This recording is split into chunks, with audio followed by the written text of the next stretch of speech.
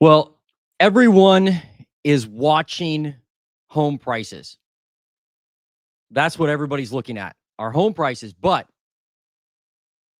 what they should be looking at is inventory because that's what drives home prices. And that's the real story is inventory. So the headlines will tell you that sellers are in distress.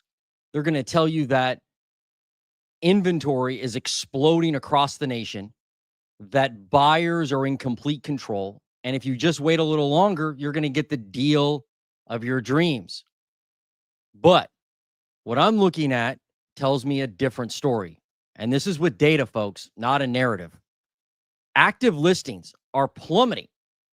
They're plummeting in markets that we were supposed to see a large increase in seller distress. And so you have markets like Austin, San Antonio, San Francisco, Tampa, Florida, Fort Lauderdale, Florida, and of all places, Phoenix, Arizona, where we're seeing inventory of homes for sale actually fall. And I'm not talking fall like just for 1 week. Nationally, active inventory's fallen for 3 straight weeks. We've seen less and less homes on the market for sale. And in some of these metros, it's been falling for a month or more. And like in San Francisco, for instance, we're at a 4-year low right now for this time of year for active homes for sale. So this is the data. This is what's real. This is the truth. And that's what I'm going to share with you today. Now, active listings aren't dropping in every metro. There are areas like Columbus, where I live, near where I live in Ohio, where active listings are rising. They are still rising.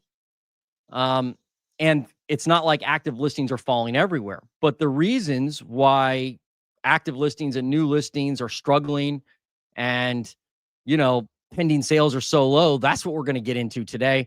And we're going to look at it on a national basis and then market by market. My name is Jason Ferrier. If you're new to the channel, welcome. I am the housing nerd, and I've been a realtor and investor in Central Ohio, going on 8 years now. I appreciate you joining me today. And if you have a metro you want me to analyze or a county, put it in the comments and we're going to get to it.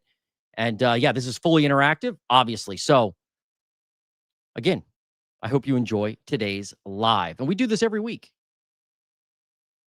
Every week we do Redfin lives, or I'll do a Redfin video, but usually lives.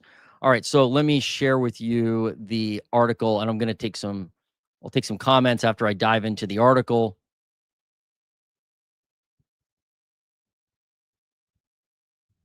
So the first one I'm going to look at is this one. This is their monthly article. It just came out a couple weeks ago, or I'm sorry, a couple days ago, July 21st. This is interesting, right? Because this one says new listings of U.S. homes fall to lowest level in nearly 2 years. So what I want you to pay attention to today, if you get anything out of today's video, especially if I don't get to your market or you don't have a market for me to analyze, and you're wondering what's happening with the housing market, it's supply and demand. You got to have enough supply to overcome the demand that's in the market in order to lower home prices. So if you're waiting for prices to crash or come down, you really need to pay attention today. And look at this data yourself. It's all free data. I'm not like showing you anything proprietary. But yeah, new listings are falling. So we'll get to the weekly article in a second, but this is the monthly article. And it says sluggish home buying demand and a pileup of inventory are deterring prospective home sellers, some of whom are opting to rent their homes out instead of sell. Existing home sales hit a 9-month low as record high home prices dissuaded buyers. Pending sales are down as well. Home sales, prices, and listings are holding up relatively well in the Rust Belt, which has attracted buyers because it's affordable. They're talking about my area, the Midwest. But here's the big part here. Look at this. New listings of homes for sale fell 3.2% in June to the lowest seasonally adjusted level since October 2023. And this is the time when we're supposed to add a bunch of inventory.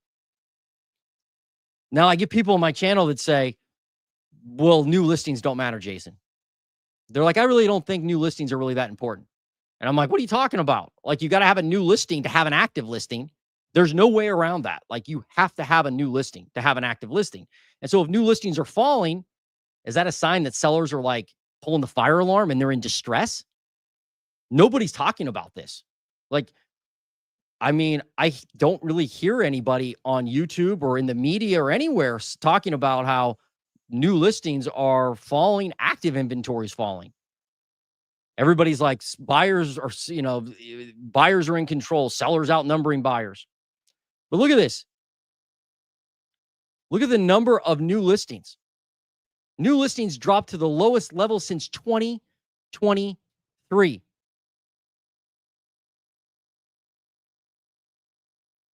It's right there. Tell me what you think about that. I'd love to know today. So anyway, this tells me that sellers are like, I don't have to sell my home. I don't need to sell it. I'm just going to back off. In fact, I talked to a viewer yesterday who called me.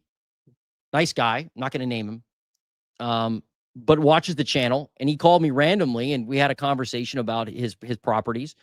And he basically, after talking to him for a while, he told me, he said, well, I really don't need to sell my homes. I don't need to sell my investment properties. Don't need to. I got a low rate. I got a renter. I'm just going to stay put. That's what we're seeing. We're not seeing people pulling fire alarms saying I have to sell or I'm doomed. That's what we saw during 2008, 2005, leading up to the crisis. I mean, leading up to the crisis, we had 3x the number of homes we have now, 2x the number of homes. I think it was like right over 2 million, 2x the number of homes in like 2000, in the year 2000, forget 2008. So anyway, I just want you to understand what's really happening with the info instead of hearing somebody tell you that, without showing you the data, by the way. They just get on these different shows on YouTube and tell you that sellers are in distress and that the deal of your dreams is just around the corner. It's like, you can still find a deal. That doesn't matter. You can still find a deal, but don't tell people that sellers are in distress. If they were, they'd be listing their homes. Anyway, that's what I'm seeing. So this is the weekly article now. And they say U.S. asking prices post smallest increase in nearly 2 years as home sellers adjust to a buyer's market. And that's kind of the narrative out there, right? This is like what people want you to hear. A lot of people have globbed on to this buyers are in control type thing. But are you finding good deals out there? Are you finding homes priced correctly? Are you buying a home at a huge discount? I'd love to know. If you are, I guess you're in control. Slowing price growth is good news for home buyers because home price growth is slowing, and that's a good thing. We need that. So are shrinking housing payments, with the median U.S. mortgage payment falling to its lowest level in 5 months.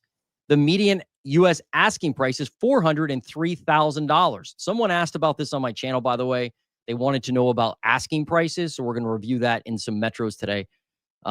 It's up just 2.2% year over year, the smallest increase in nearly 2 years. Asking prices are losing steam because it's a buyer's market, and sellers are realizing they must price lower to attract buyers. That's true. You can't just price it wherever you want to now as a seller. And that's some of the conversations I've had with clients recently. Like, hey, you got to be realistic with these prices. Like, if you're going to go in and try to, test the market, start high and work low. Nah, ain't going to work, man. Ain't going to work. There are roughly 500,000 more home sellers than buyers in the U.S. as of springtime. While new listings have since slowed, rising just 0.6% year over year for this week. That last article we looked at was a monthly basis. It's down 3.2%. New listings are down 3.2% when you look at a monthly basis. Weekly basis, they're up 0.6%, but the number of new listings has fallen. You'll see that in a minute. There are still many more listings than sales. That's true. The total number of homes for sale is up 11%. That's it. And that's falling. Active inventory is falling, while pending home sales are down 1.7%. Like, the only thing saving inventory right now is that pending sales are low.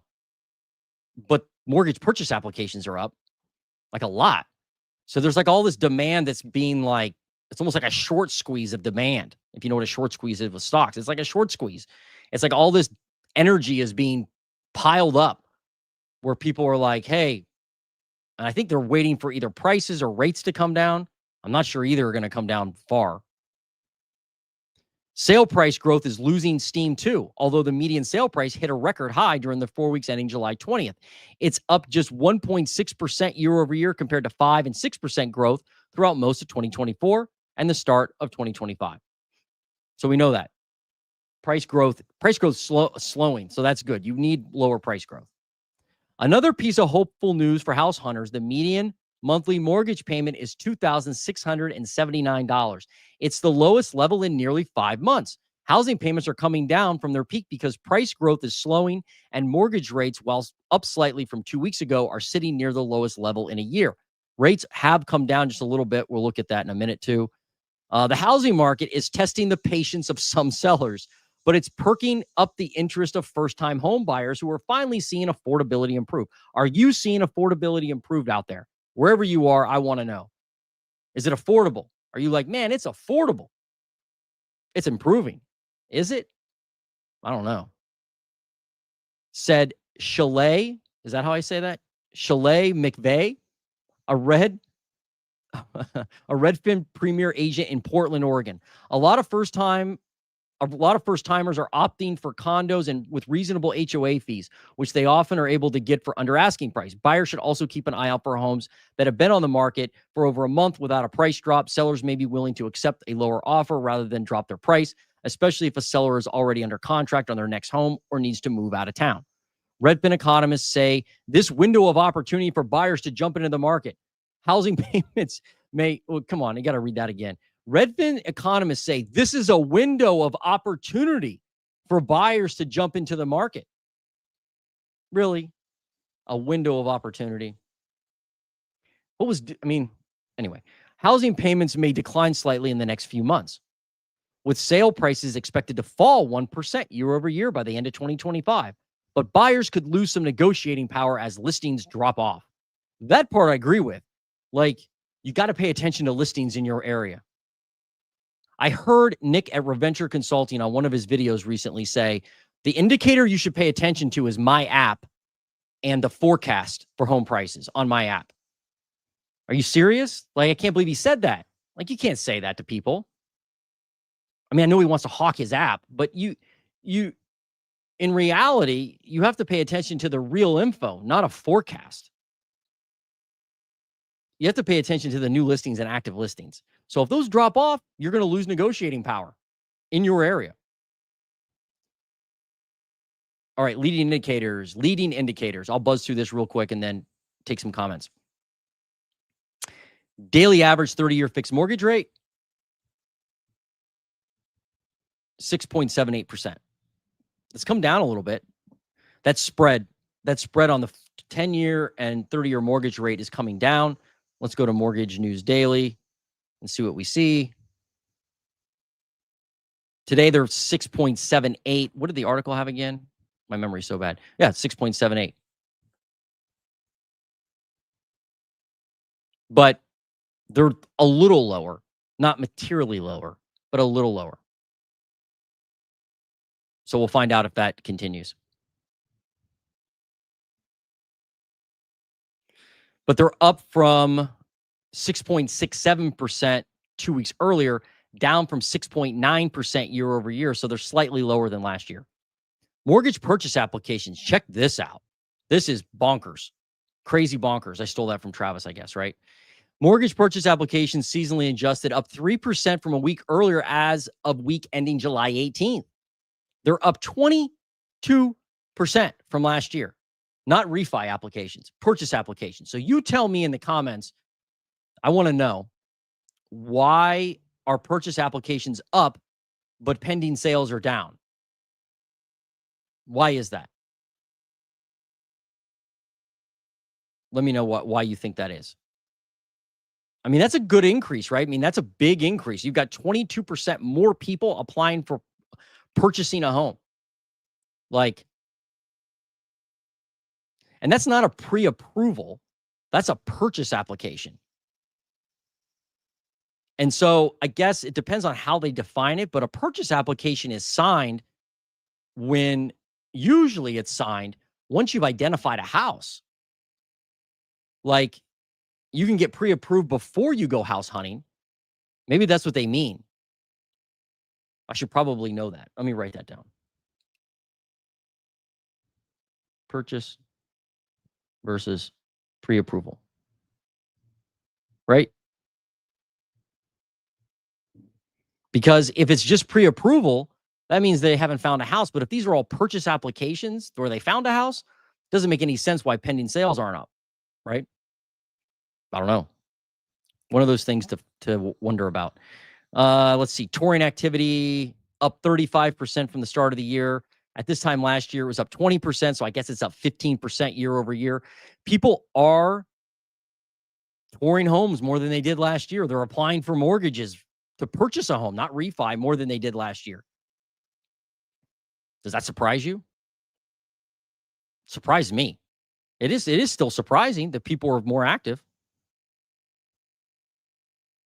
These are the leading indicators. U.S. highlights for the top 400 metros in their database. Median sale price, $399,000. Up 1.6% year over year. All-time high. They keep saying that, but they're revising numbers. You'll see that in a minute on the graph. But it's right around 400 grand. It's been like that for like, I don't know, 4 or 5 weeks, it seems like. But it's still up year over year. It hasn't fallen underneath last year yet. And I mean, I think it will. I think we'll have a very small decrease year over year. But I wouldn't be shocked if it ended up higher. It doesn't really matter nationally. It really matters what's going on in your area.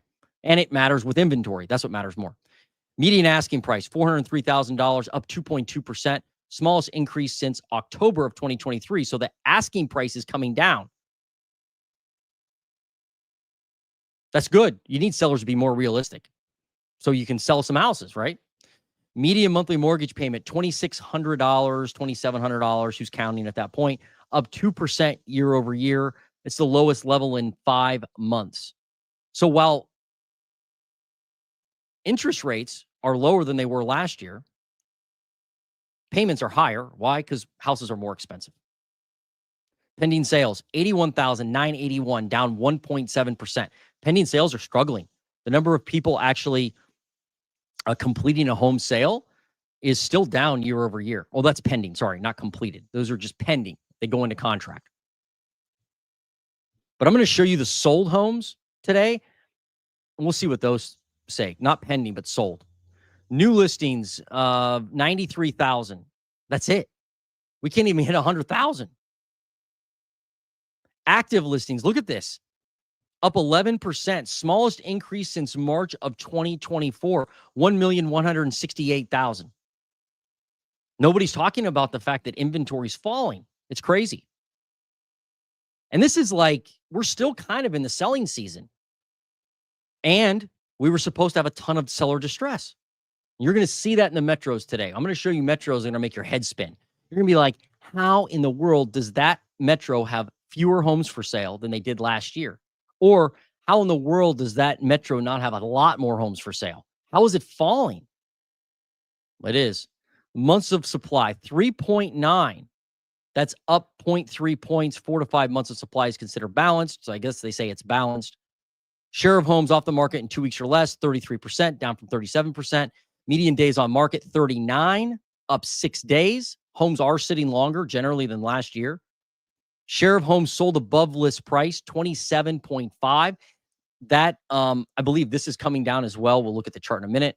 Average sale to list price ratio, 99%. So getting about a 1% discount overall.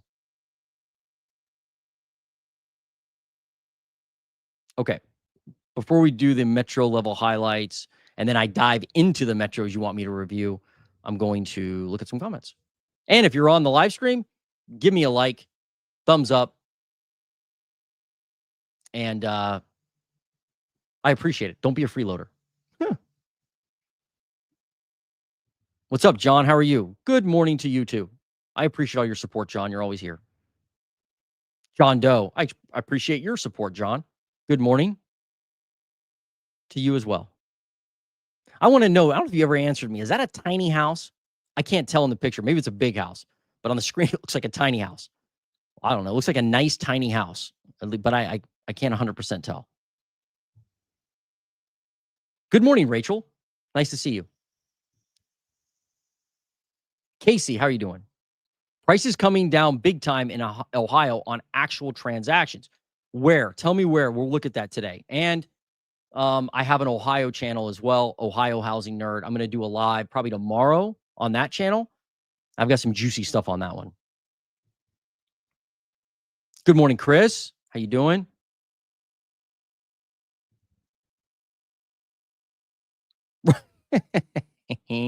Window, Casey says, window of opportunity now. Better jump through it. Right. Right. I mean, I understand what they're pointing at, and they have to. They're creating a little blurb for. I do the same thing on my descriptions, right? You got to write something. So sometimes you're like, I don't know what to write, so I'll write something quippy like this. But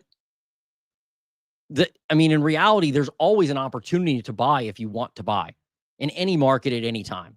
It just depends on what your strategy is. Do you want a high-priced home? Do you want to pay retail? Do you not want to pay retail? If you don't want to pay retail, you're going to have to hunt. You're going to have to be in the trenches. If you want to pay retail, it's pretty easy. You just go on the MLS and find a retail property and pay that price. Simple. So there's always an opportunity. Morning. What's up, lady? With all the recent layoffs, there's a growing sense of uncertainty. Even those who still have steady income are becoming more cautious. Yeah, maybe so. I don't know where you're located, but yeah, there could be pain out there, but the top, and you're not going to want to hear this. You're just not going to, and you probably know this already, but a lot of people won't want to hear this, that the top of the K, they call it, is transacting. They're buying homes. They're buying investment properties. Heck, 1 in 5 homes sold in Ohio are going to investors. Over a quarter of homes sold in Cleveland are going to investors. So people are still buying homes. I'm helping some people buy luxury homes in Ohio right now. That's not my typical client. A luxury client is not my typical client, but I'm helping people buy and sell luxury homes right now in Ohio, and they're all systems go. And there's a lot of people that they're surrounded by. They're doing the same thing. So I know there's uncertainty, but somebody's buying homes. And it's just a fact. I'm not trying to be difficult. Burp. I love your name. We've tried to buy houses, but pulled out because the sellers wouldn't be reasonable. That could be how there would be an increase in applications, but not in closed sales. Hey, not bad. I like that one. I'm going to star that one. You could be right, Burp. That could be how, yeah, right. Because people are applying and they're not going through with the actual transaction. Could be possible. Canceled sales are up. So your point, Burp, is maybe right on. Canceled sales are up. People are pulling out of contracts. The other thing that I heard, I follow Logan with Housing Wire on YouTube. I may be the only person who does, but he had a theory, which I think it makes sense. He's like, there could be people applying for homes that want to sell their home first, but because they can't sell their home or they don't want to drop the price enough or what have you, and sitting on the market, they're like, well, I'll apply for that next home, but I have to sell my home first, but it never actually translates into a pending sale. That could be right. The other possibility is, well, I don't know. I'm going to let you guys figure it out. I'll let you guys figure it out. But I like your theory there, Bert. Is 2026 the 18-year cycle top? I don't know. That's a good question.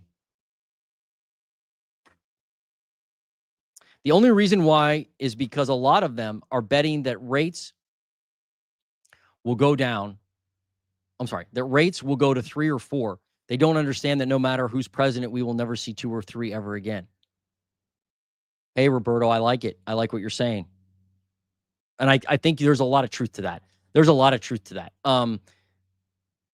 I mean, I know, I probably know a dozen people, dozen clients or so that are waiting for rates to come down. They're not even concerned with prices. They're just waiting for rates to come down. And you're right. Uh, I don't know if we'll never see 2 or 3 again. I can't say that because, you could have a COVID 3 or COVID 2 or whatever. But or somebody could get nutty and just do so much quantitative easing that it pushes rates that low. But yeah, generally speaking, all things being equal, I don't think rates will approach that, and people may be disappointed that rates don't get into the 4s. They may get into the 5s, maybe the low 6s. But I like your answer there, Roberto. Sorry, Roberto. Yeah. And thanks for joining us.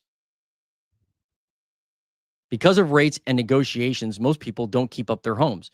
So they're negotiating the roof, and most buyers don't want to pay for that stuff. They want to have the seller fix or price drop or drop price because of rates and negotiations. Maybe. I'm in Portland. Okay, Burp. By the way, there's been a house being sold with a 3-bedroom that don't really have 3 bedrooms. There was only one. Huh.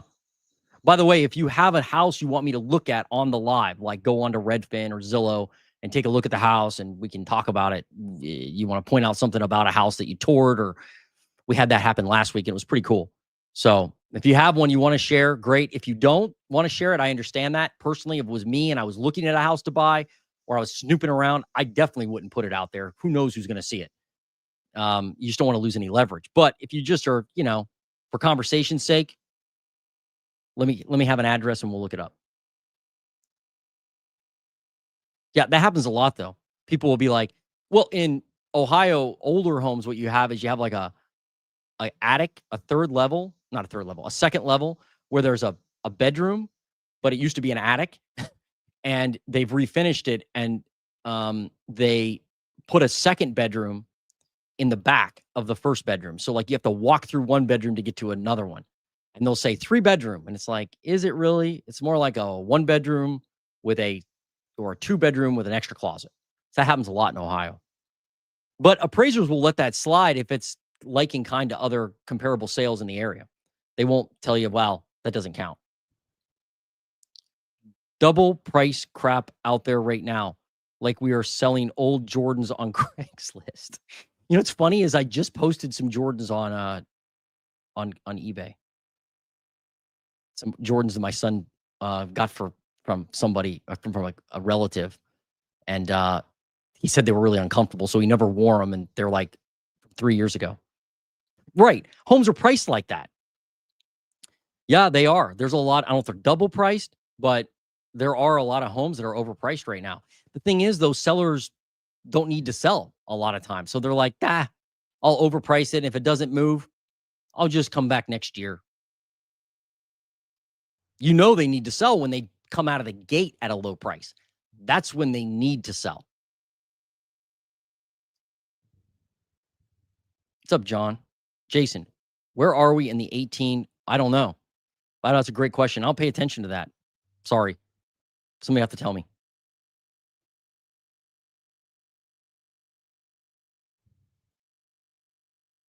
That house we tried to buy also had structural issues and serious electrical issues, and the garage was collapsing. Wow. The sellers didn't want to do anything. So we pulled out and they relisted as is. Right. Yeah, that's what I'm seeing too. I'm like, again, that seller right there, if they had to sell that property, if they were like, look, if we don't sell this property, we are done for financially. For whatever reason, right? Credit cards, autos, other properties, job loss, what have you in the economy. If they needed to sell that property, they would have played ball with you. They would have. Or they would have given you a huge discount to take the property. It's a picture of a house I saved as inspiration for future remodeling ideas. Cool. Neato. I like that.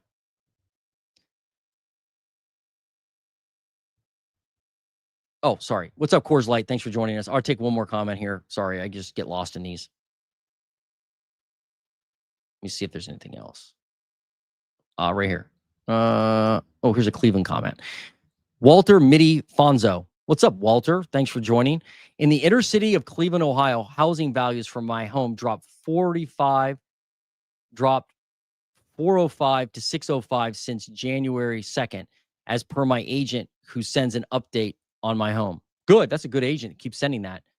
45 to 605. I don't know what that means. But I guess it dropped in the inner city of Cleveland. Okay. Yeah, there are areas where home prices are dropping. There's no doubt. It's like a third of the metros right now in the U.S. have seen year-over-year price drops, price decreases on selling prices. Yep. Okay, let's get to this data. Well, you guys' comments are awesome. I really enjoy it. Thank you. Seriously, thank you for joining me every live, and even if you don't join me every live, hopefully you will from now on. All right, so let's get to the data center. So this is the article. Let me just do the winners and losers. So here are the 50 most populous U.S. metros right now, and they go over the median sale price first. So you got Cleveland, Newark, New Jersey, Nassau County, New York, Detroit, Cincinnati. Neither Travis Spencer or I can say that word. Nassau County. Detroit and Cincinnati. All these have the largest median sale price gains year over year. Metros with the biggest year over year decreases in sale price. Oakland, West Palm Beach, Jacksonville, Austin, and Tampa all saw the largest year-over-year decreases in the median home price. And look at this. Home prices declined in 13 metros. So that's a third, right? Approximately, right? So of the top 50, 13 saw a decline. That means 37 metros had year-over-year price increases. Pending sales, where are homes moving the most compared to last year? Virginia Beach, Phoenix, Warren, Michigan, Montgomery County, PA, and Pittsburgh, Championship City, PA. Las Vegas, Miami, Tampa, Orlando, and Houston saw the largest decline in pending sales. That even makes it like even crazier that some of these metros, so Tampa is, Orlando's on that list, and Houston's on that list of year-over-year continual active listing decline. So Tampa, Orlando, and Houston, active inventory is falling, but pending sales are falling too. So that means in spite of the pending sales falling like they are, active listings are falling. There's still not enough seller pain to cause inventory to increase. What do you see? Phoenix is nuts with active inventory falling. New listings. Where are new listings growing the most? Montgomery County, PA, Cleveland, Houston, Philly, and Boston. Where are they declining the most? Nashville. Now, how in the world can there be Airbnb pain, Airbnb wave of distressed forced selling when Nashville, Tennessee is down nearly 16% in new listings? Either the Airbnb people are just abandoning the house and running away from it, or deciding not to sell it for a profit, or they are keeping it. Otherwise, you'd see it in new listings. Same with Tampa. I'm looking for this Airbnb wave of distress. 15.4% down. Jacksonville, Florida, new listings down 14.6%. This is nuts. Oakland, Florida. Orlando, Florida, down 14%. Sacramento, California, down 11%. All of these markets, you could have gone to several YouTubers and said, what's going to happen in that market come July of 2025? Oh, listings are going to be exploding. There's going to be more inventory than we've seen there during the 2008 crash. Oh, really? Okay. Oops. Oh, well, you can always try again.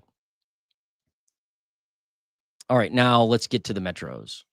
Enough of this overview stuff. So I'll come up here to the data center.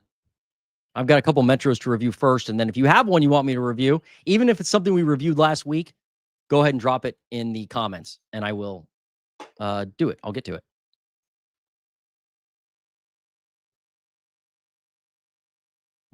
That's good, right there. This will move around though. Okay, so new listings here.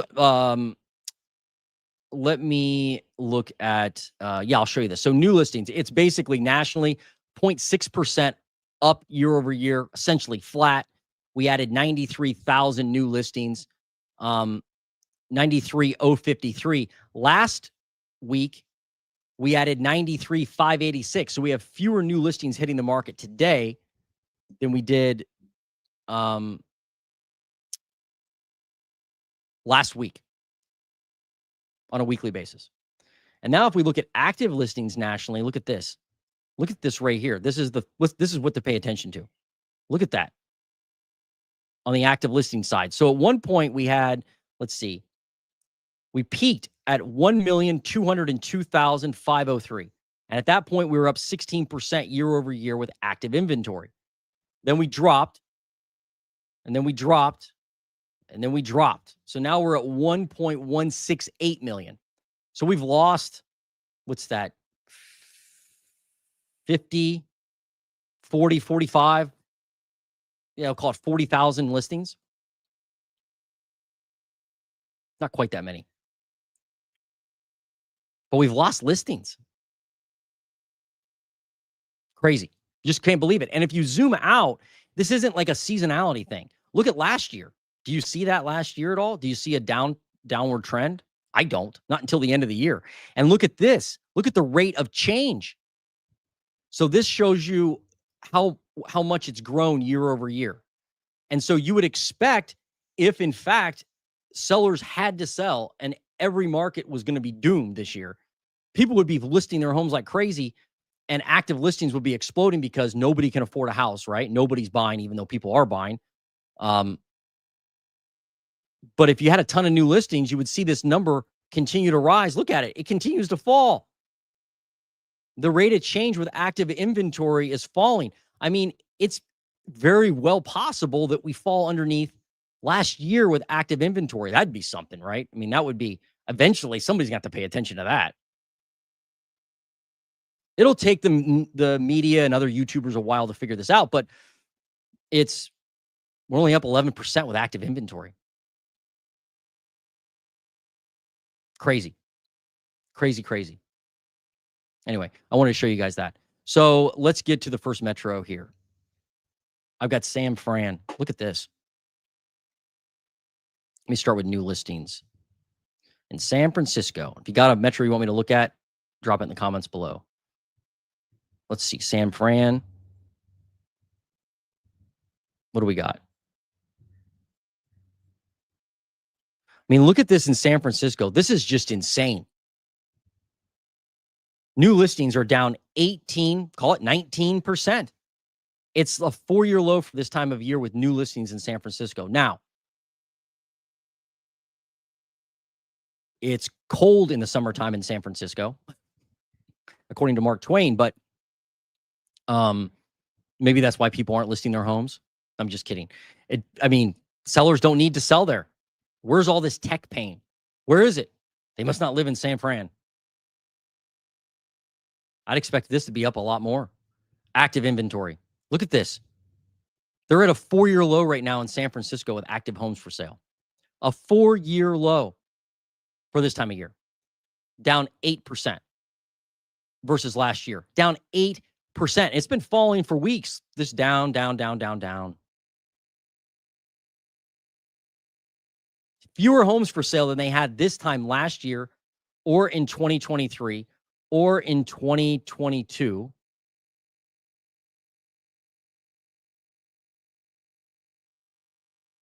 Nuts.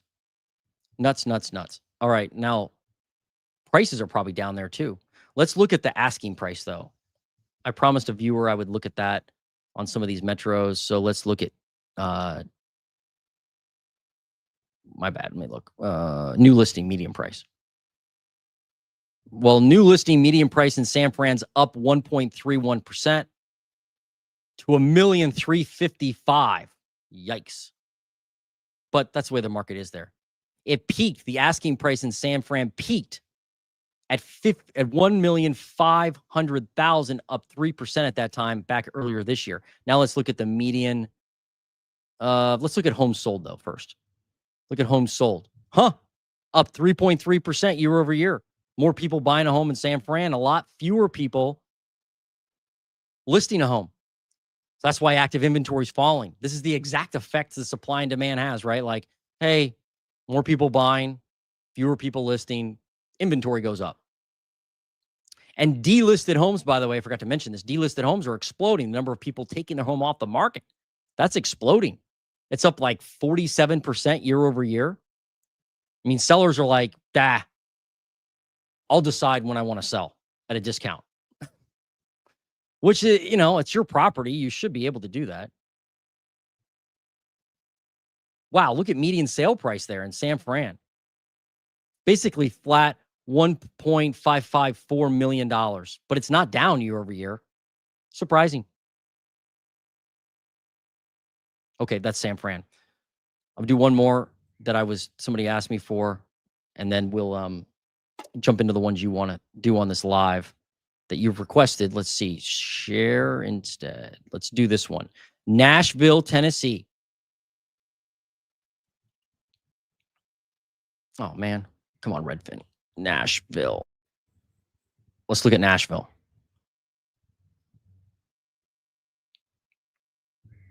I mean, this is definitely a market where we were supposed to see a lot of Airbnb distress, right? New listings down 15% year over year, basically 16 if you round up. It's a 4-year low for this time of year in new listings in Nashville, Tennessee. Very surprising. You would think, again, with the pain we were supposed to see, where is this? Look at active listings. Look at that. You want to, like, this should be maybe, and we'll find out as we go through this today, but this could be like the chart of the day. Active listings only up 4.25% in Nashville. They're headed down. They're threatening to fall under last year. You're threatening to have fewer active listings in Nashville than you did last year. It doesn't make, I mean, that's not normal. I wouldn't think for a crash. And it's not seasonality either. It's different than seasonality. I hear people talk about breaking seasonality. Well, this is breaking seasonality, right? It's not good. This is not good info if you're looking for massive price drops like across the country or across a metro.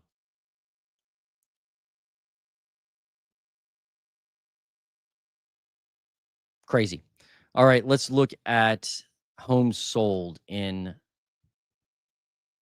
Nashville. How's that doing? Number of sold homes up barely. It's basically flat, 0.2%.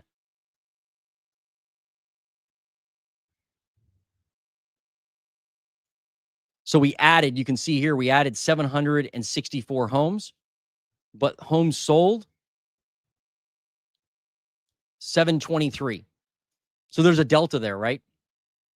Of 40 homes or so. That's it that were added to the market. So the question is, why did active listings fall again? Well, because how sellers are probably taking their homes off the market. They're like, no, thanks. I'll try again. Now, if they were relisting all those homes they were removing from the market, you would not see that drop in active listings because you're adding more than you're taking away. But that's not the case. We're seeing active listings in Nashville drop because sellers must be taking their homes off the market.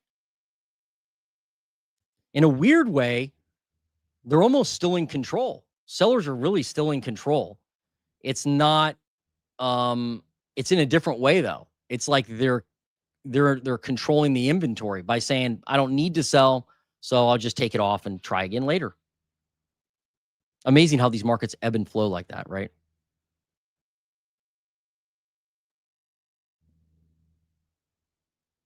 All right, let's look at median. Let's look at asking price. All right, asking price up 3.8% year over year, $491,000, 492 if you're rounding up. Median sale price. Oh my goodness, is that an all-time high? It's not an all-time high, but it's close. 479 in Nashville, Tennessee, up 4.6%.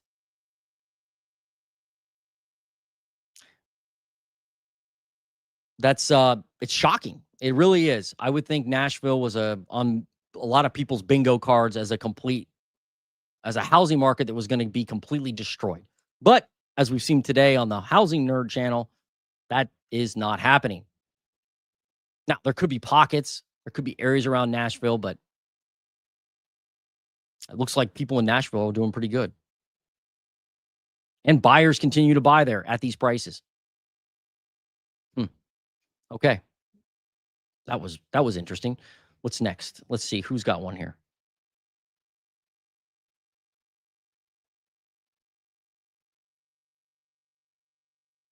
Let's see. Florida. Somebody wants Florida here. Scooby and Daphne. I love dogs. It looks like a collie on the right, maybe. Is that a collie mix? On the left, I can't quite tell what that is. Is that a poodle on the left? Florida sellers are nuts. Yeah, let's look at Florida. Florida. What do we got? It's Texas, Riverside, Boston, Tampa. Where in Florida? I'm going to look at Tampa right now.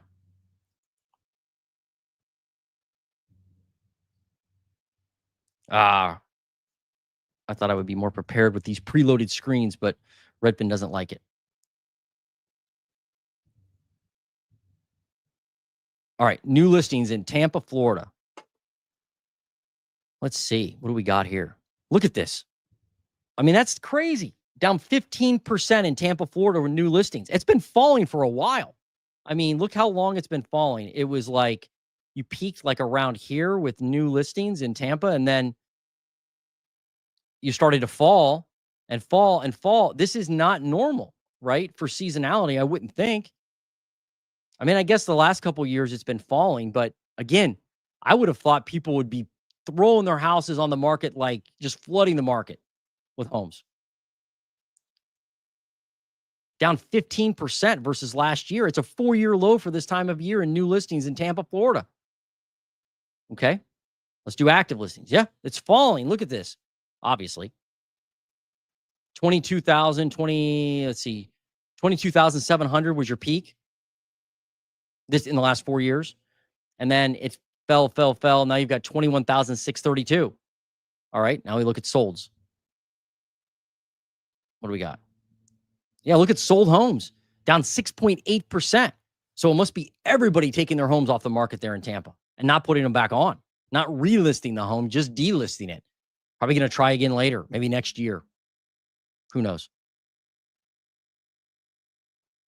And tell me if I'm nuts, if I'm like missing something here because I don't, maybe I'm not thinking of a reason why, or, this data maybe is telling a different story, but this is not what the graphs look like when you saw an explosion of inventory.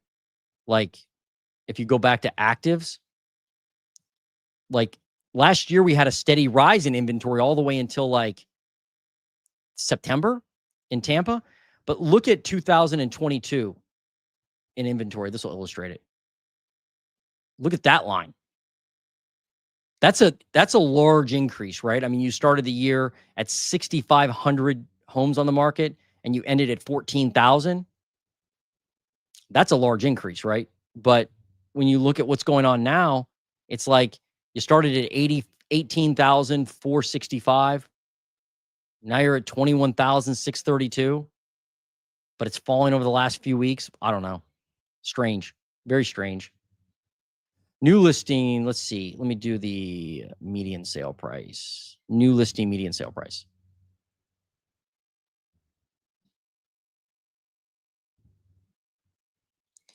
6% up to 402. What about median sale price? Median sale price is down 3%, 379. Started the year at 377. So you're actually not down year to date, slightly down year over year. But I wouldn't say that that's crashing by any means, price wise. And it can't, probably because active listings are falling.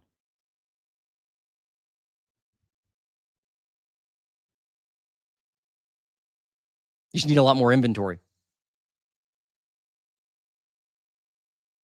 You just do. Okay, that's Tampa. Let me do one more Florida metro, and then I'll move on to another request. Here's Fort Lauderdale. It's probably going to kick me back, and I'm going to have to re-input the city. Yeah. Fort Lauderdale, Florida. Man, again, new listings in Fort Lauderdale down 9.5%. Fewer new listings right now hitting the market in Fort Lauderdale versus last year. Very surprising. I would think we'd have more. I don't live in Florida. I don't know the market very well, but everything I see in the YouTube headlines and all headlines is Florida's done for. You're doomed. Forget it. Go home.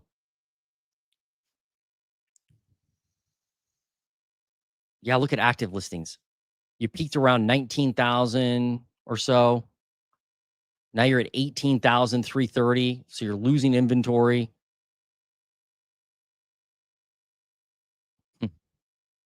Home sold. What's up with that? Wow.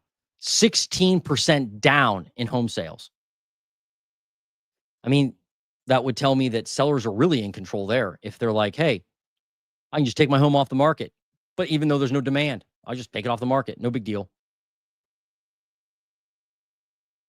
New listing median price. What do we got? Up 3.8%. Of the asking price, in other words, is up 3.8% in Fort Lauderdale, Florida, 471. Let's look at median sale price. That's headed down. Look at that. Down 2% or so, $455,000. Started the year at 451. So you've gained $4,000 in sale prices this year, but you are down year over year, and it's headed down. It'll be interesting to see what happens there. My guess is, like somebody else commented on the channel, it's probably a lot of bad properties, right? Properties that need a ton of work, and the seller's like, I don't need to sell it. A lot of people bought homes, even if they were second homes, when they mortgage rates were low, prices were lower. And so they're like, well, if I don't sell it, I'll just leave, come back again next year. Okay, that's Fort Lauderdale. All right, what do you got? Who's got one for me? Cleveland, Believeland, Walter Mitty. Yeah, let me jump into it. And remember, Walter, I do an all Ohio channel as well. All right, let's do Cleveland.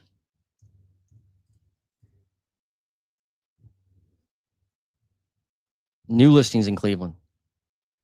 So Ohio's seeing more inventory. We're kind of the opposite. We're seeing more inventory in the area. New listings up 12%. That's good. Need more listings in Cleveland. Definitely do. Of good homes. I wonder what they are.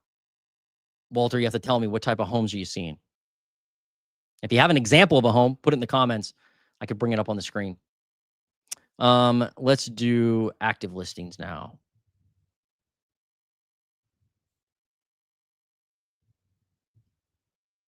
Up 13%. Good. Need more active listings. And it's growing. It keeps going up. I mean, look at that line. You're continuing to grow inventory.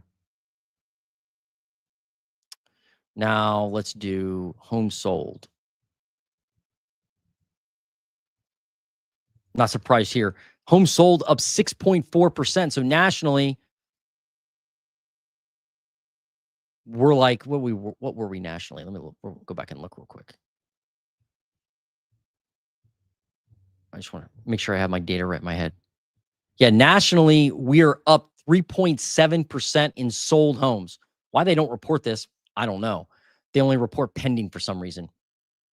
But this is nationally what we're doing in homes sold, up 3.7%.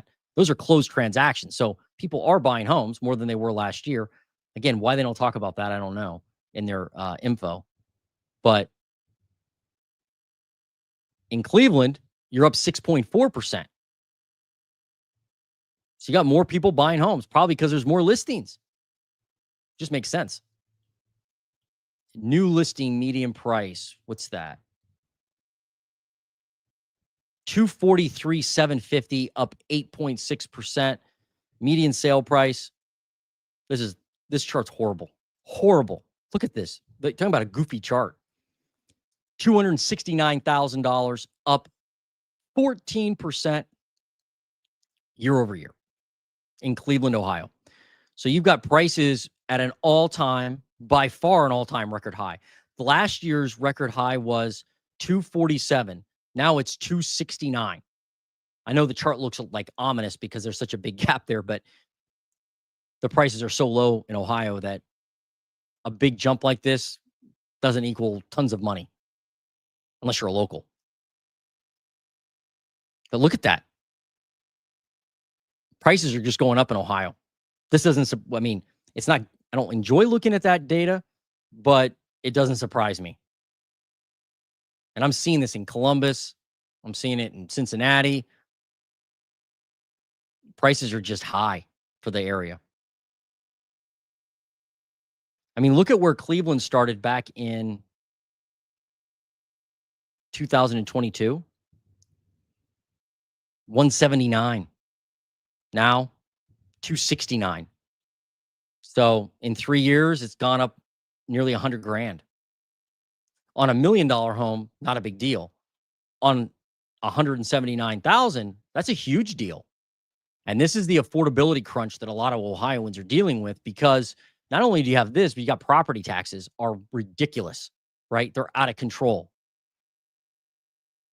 And Ohio used to be an affordable place to live, but it's kind of turning like into a kind of just a normal market where you may not think it's affordable. I mean, don't get me wrong, home prices are a lot cheaper than they are in many other areas. So I'm not telling you that, but as somebody who's lived here a lot of their life, I've seen prices just go ridiculously high and price a lot of locals out. It's sad. It's not good. I don't like to see it. All right. So that's prices in Cleveland. No good. No bueno. All right. I hope that helped, Walter. Thanks for joining us. James Smith, homes need to go back 5 years in price, then the market will level out. Yeah, I know, but I don't see that happening unless inventory completely explodes. Like inventory has to go right through the chart. Like, look here, I'll show you this. I was just looking at this yesterday for a new video I did. Look at this.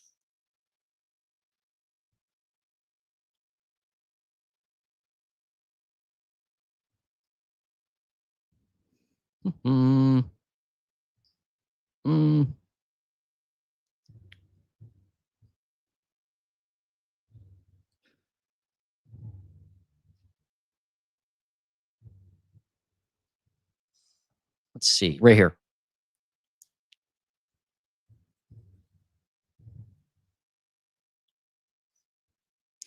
This is existing inventory. Sorry about that. I didn't know my screen was crowding that out. This is inventory of homes for sale. And this shows you where home price or where inventory has gone over the last 20 years. This data actually is very hard to get. If you're trying to go back below 2015, very hard to find. So I had to like pay for a 1 month subscription to Y charts, then capture this data and then extrapolate it so that I could create some type of 25-year chart. But if you go back in time to the year 2000, look how many homes we had for sale. Like we had, sorry. Yeah, look at the year 2000. We had like right under 2 million homes for sale. In the year 2000, like that was normal inventory. Now, how many do we have? Like 1.1 something. We're way down on the right-hand side, all the way down on that right-hand side. Look where inventory was leading up to the GFC. Like it approached 2.4 million. Then it skyrocketed past 3.6 million. By some accounts, it's nearly 4 million homes on the market during the GFC. So your comment here, you want to go back 5 years in price. I mean, we need a lot more homes for sale, like a lot more. I mean, even to have like normal levels before the GFC, going back into the year 2000, we need to add like a million homes before things got really bad. So people always say, well, during the GFC at 4 million homes, you need to go before that. Okay, well, we are. And you need another million homes. I mean, look, think how much struggle we've had just to get from like 5 million homes to 1.1 million homes. I mean, every time there's a tick up in inventory, everybody jumps up and down. But it's like, man, this is a long road. There's a lot more inventory we need. It's got to come from somewhere. And home builders, by the way, I'm sure maybe you guys have seen this. Home builders are backing off building homes now. Starts, permits, all that's down year over year. Lumber supply is gone. People are not mills are curtailed their production. Lumber is not being purchased right now on a large basis. Why? Because builders aren't active. Why is that? There's not buyer demand like they need. So they're like, we're not going to build anymore right now. And so what do you think will happen 3 years from now, 2 years from now, when that inventory was supposed to come to market? It's not going to be on the market. I'm not telling you that we can't have a crash. I'm not telling you that. And I'm not telling you that you should buy now because prices are only going to go up. I'm not going to tell you that. I am just telling you and showing you the facts that inventory needs to grow a lot. When you look at this chart, I don't see how anybody could look at it. And I'm not picking on you, James. I mean, this is a normal thought. You have to go back 5 years in prices, but man, we need a lot of homes on the market to cause some type of price disruption of that level. Anyway, but thanks for joining us. And thanks for mentioning that, because a lot of people want that. I just thought this chart was interesting.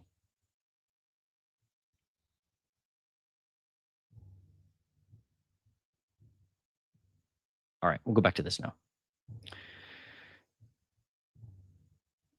Everybody was seeing what they could sell their house for. Why not? Right. That's a common thing sellers do. And I really won't take a listing like that. When somebody's like, hey, Jay, I want you to list my home, or I meet with a client and they're like, I want you to list my home and here's the price. I always have the client pick the price based on the data I provide them. And I guide them through a conversation and then say, where do you think the price should be given this information? And I show them the comparable sales. And if they're like, oh, way up there, I'm like, well, the chances of that selling are probably low. So if I do list it, I always get it in writing that, all right, we'll list it way up there, but you're going to agree to something reasonable if we don't sell it within a certain period of time. You have to do that. Yeah, a lot of people test the water.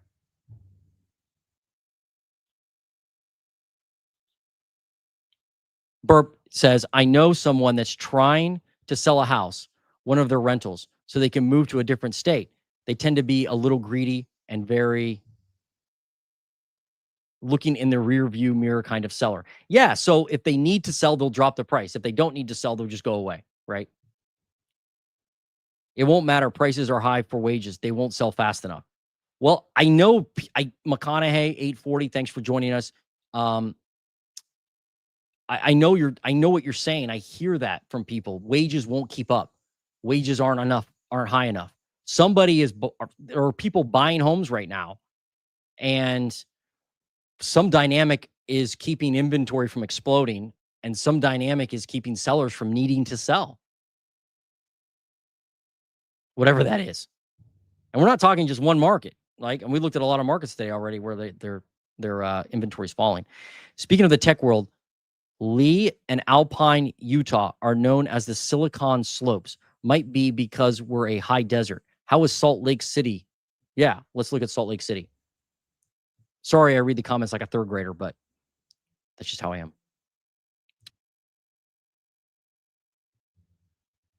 Salt Lake. Salt Lake's amazing city. An amazing city. Been there several times. Like, super cool area. People are nice too. New listings in Salt Lake City, Utah, 2.8% up year over year, but they've been falling since April. That looks like it happens almost every year. They fall at this time of year. Different than like San Antonio, or what did we look at? Tampa, where it was completely different than seasonality. Yeah, you continue to go up in active listings. Look at active listings, 4,100 units, up 29%. So you're definitely adding inventory.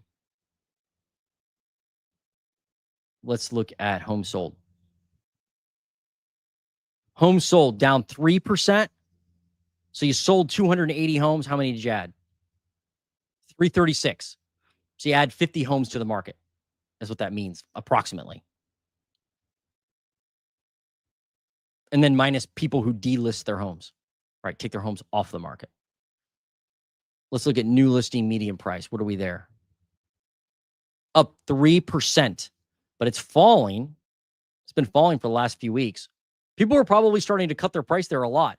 They used to have price drops on this data. They've removed it. According to Redfin, and I communicate with the Redfin head of data all the time, Chen Zhao. Very helpful. Chen is very helpful. But she basically said, look, the data, we're changing how we're going to gather that price drop data. So they took it off. We can't look at it anymore. She said it may come back, but right now it's not there.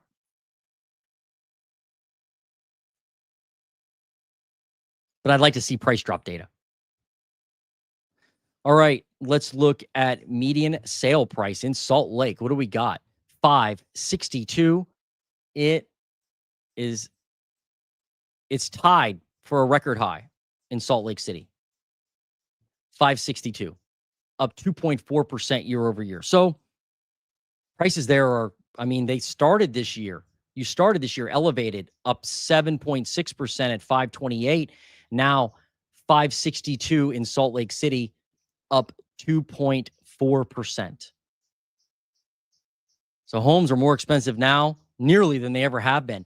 And this is a weird one because look at the peak in most markets was back in 2022. But now we're seeing that like Salt Lake is tied now for the peak that you had in 2022. Because after 2022 in Salt Lake, look what happened. If I remove 23 and 24, look what happened in 2022 in Salt Lake. You peaked at 562 in April, May. Then you fell all the way down to, you ended the year at 485. So like Austin did this same thing in 2022 because right around this period of time, like back here, they started to raise interest rates substantially.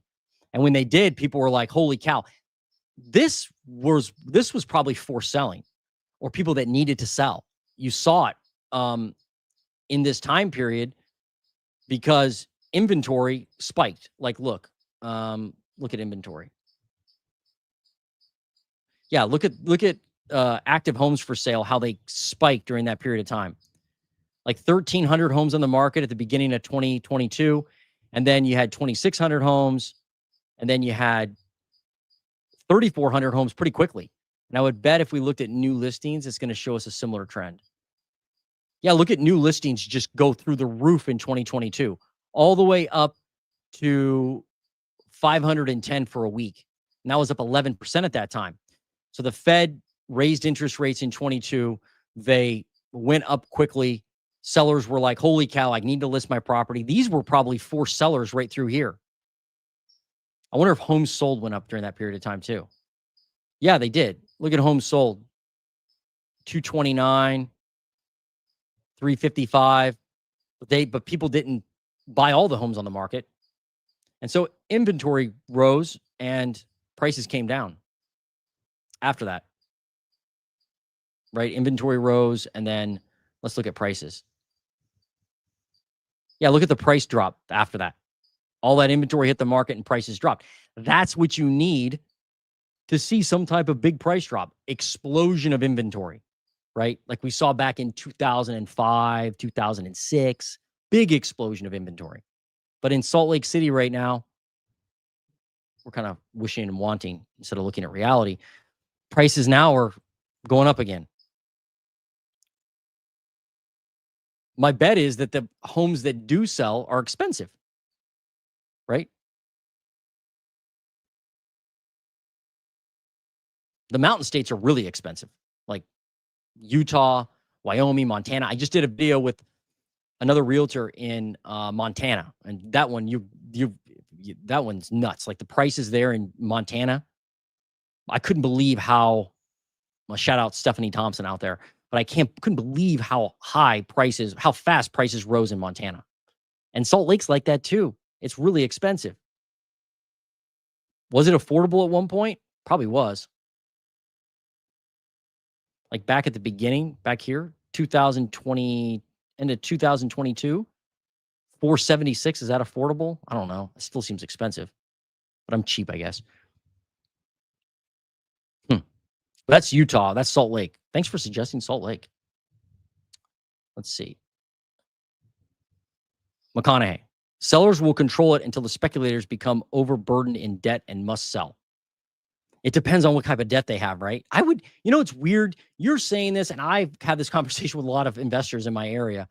I would expect investors of like smaller investors, like mom and pop investors like me, to have a lot more pain than they've had because of adjustable rate mortgages, and because of interest rates. But I assume maybe a lot of them are paid off their properties or they have fixed rate debt, because I haven't seen that seller pain yet, especially with mom and pop investors. It's crazy. It's happening just slow AF. Yeah, it may be happening, but it's reversing now because people are taking their homes off the market. Las Vegas.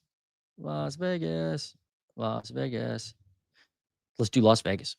I went to Las Vegas last year and I couldn't believe how expensive it was to hang out there. Like I've been there several times, but I was like, man, I went out there to do a family reunion and was like, man, it's like nothing's cheap to do out there and nothing's open late. It was weird. I thought it was strange that the only place I could really eat late at night was like a Denny's or something. Like the restaurants in the hotel were all closed down by like 11. Maybe that happened after COVID. I don't know. New listings in Vegas. Here we go.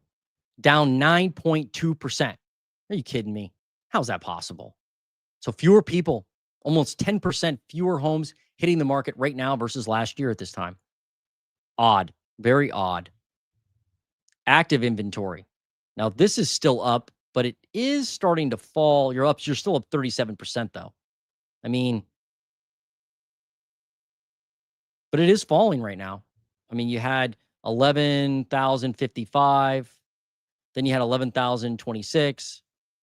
Now you have 10,940. So you are losing inventory like a lot of other areas, but not at an extreme rate. Let's look at homes sold. Down 9%. Wow. 9% fewer. So basically, you've got 581 homes sold. Now let's look at new listings. 738 hit the market. Yeah, sellers must just be pulling their homes from the market. And the delistings again are up. They were like something nationwide, like 85,000 delisted homes last month.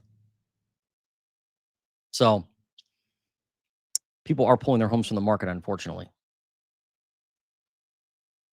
All right, let's look at new listing median price. What do we got in Vegas? 2.85% up, $466,000 for new listing median price. What they're asking price basically. That's what that is. Look at median sale price, down like less than 1%, basically flat to 444. You started the year at 436. So you're up year to date, but not up year over year. One of the things you can look at on in this info is the rate of change, right? So this blue line down here measures how much it's changing versus last year. This top graph measures the amount, the number, just the raw number of units. But this measures the rate of change, and that's going down. I mean, you can tell it's trending down. You were up 5.4% year over year at the beginning of the year on pricing. Now you're down 0.8. So you're the price trend is in your favor. As somebody just said, slow AF, right? It's very slow, some of this decline.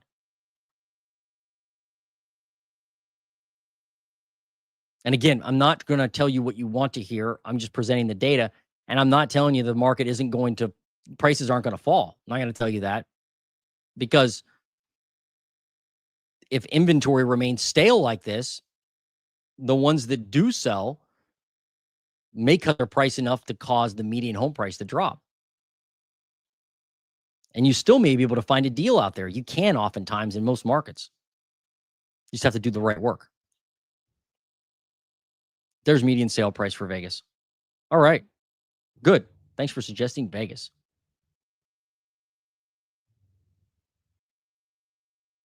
Oh, we're going to go around the corner to Reno.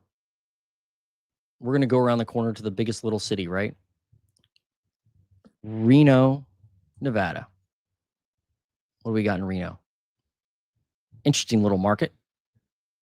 New listings up 15%. 189 new listings hitting the market. Active listings, let's see what we got in Reno. 27% up year over year, 2,332. It's a 4-year high of active inventory in Reno. All right. Let's see. Homes sold.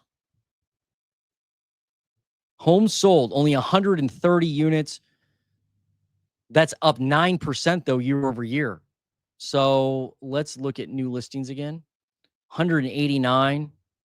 Homes sold 130. So you added like 50 units to the market.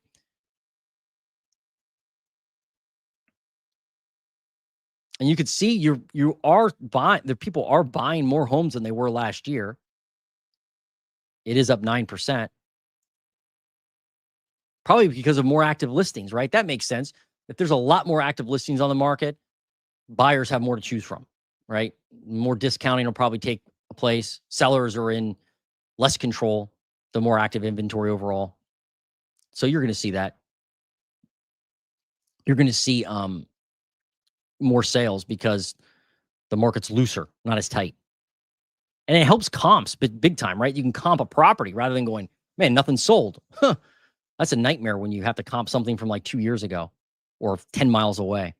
Let's look at median price listing. What's the asking price, rather? 3.68% up, 597 in Reno. Wow. A lot more expensive than Vegas, right? Median sale price, what's that? Up, it's flat, basically 577 in Reno. You started the year in Reno at 557. Now you're at 577. So the median price has gone up $20,000 this year in Reno. That's the strange thing, right, about this data. Like, you can go up from the beginning of the year, you can actually go up, but there's going to be moments at which you're down or flat year over year. But that doesn't mean prices aren't going up consistently. So the median price has gone up 20 grand in Reno. Yeah, thanks for suggesting Reno, Nevada. I don't think they have Tahoe on there. But Tahoe's an awesome area too.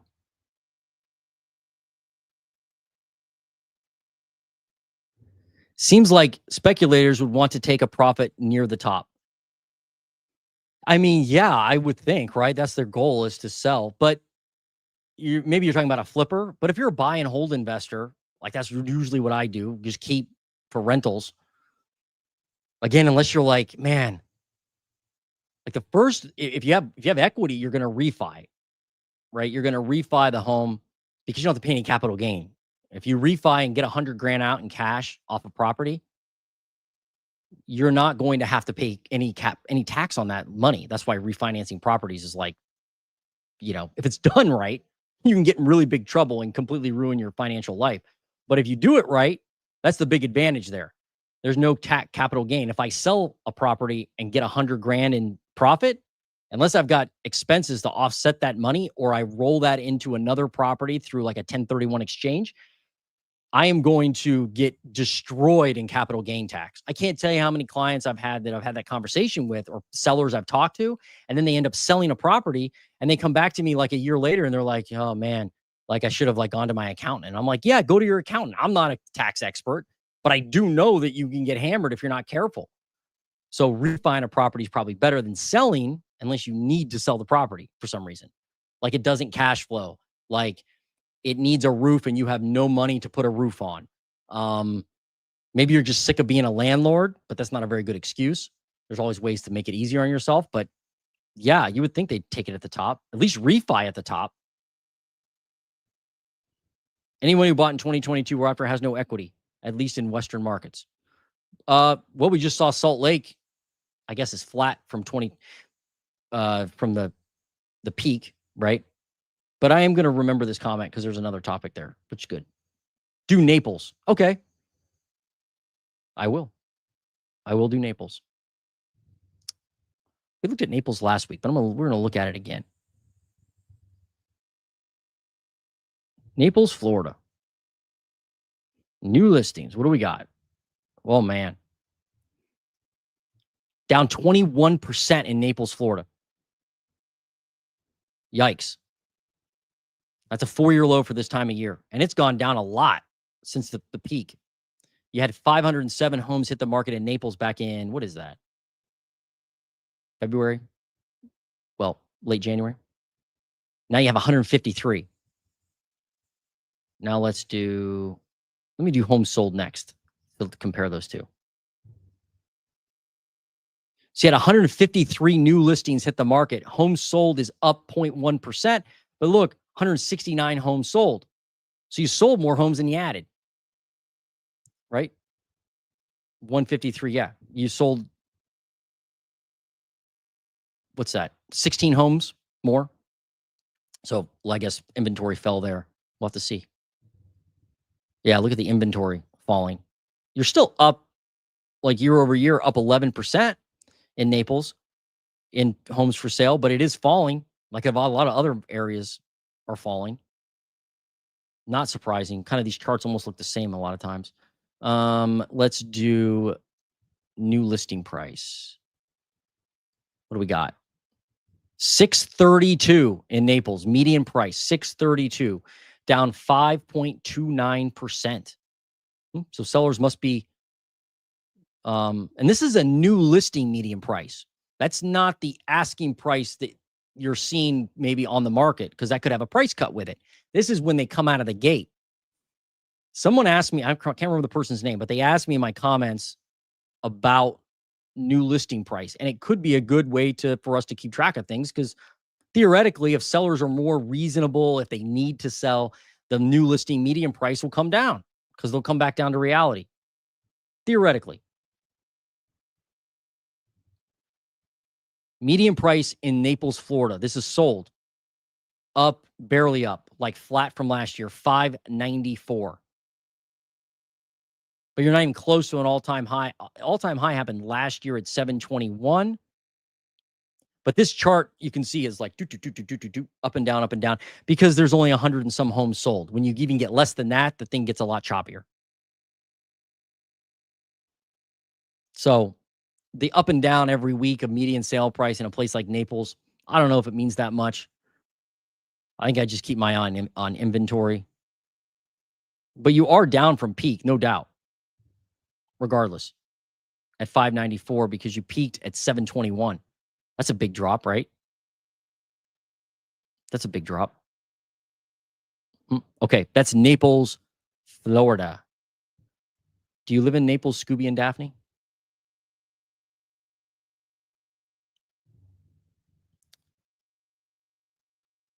Oh, there's Scooby and Daphne. Florida is seasonal. Wait till the winter when snowbirds come back. The listings will be up. How do you make that little symbol there up? It's an emoji, right? Yeah, they may be. I don't know. I don't know that market that well. Let me go back to the new listings and see where they usually spike. Yeah, you're right. Look at that. In the winter, look at last year, you saw new listings climb a lot. Okay, we'll keep our eye on that. And then all the other years too, they went up.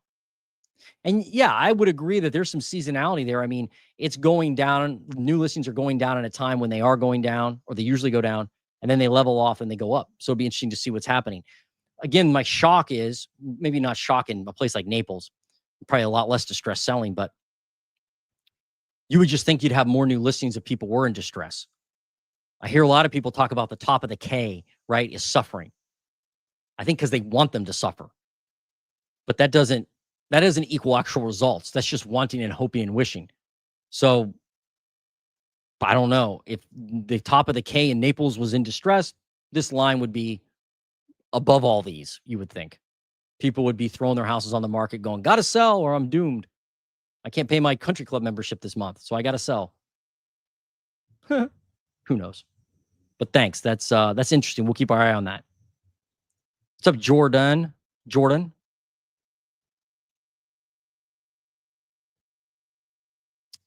Yeah, I hope you're doing well too. You think you can check out the Seattle area? I've been hearing it's up and down.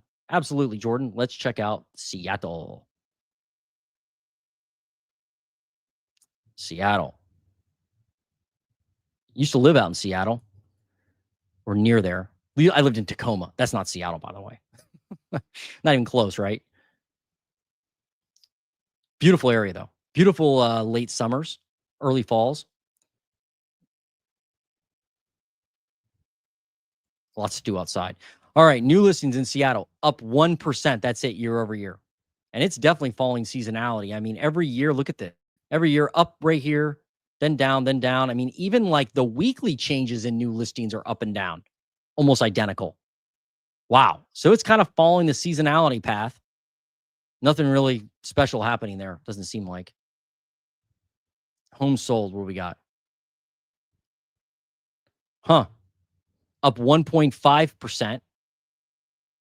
782 homes sold.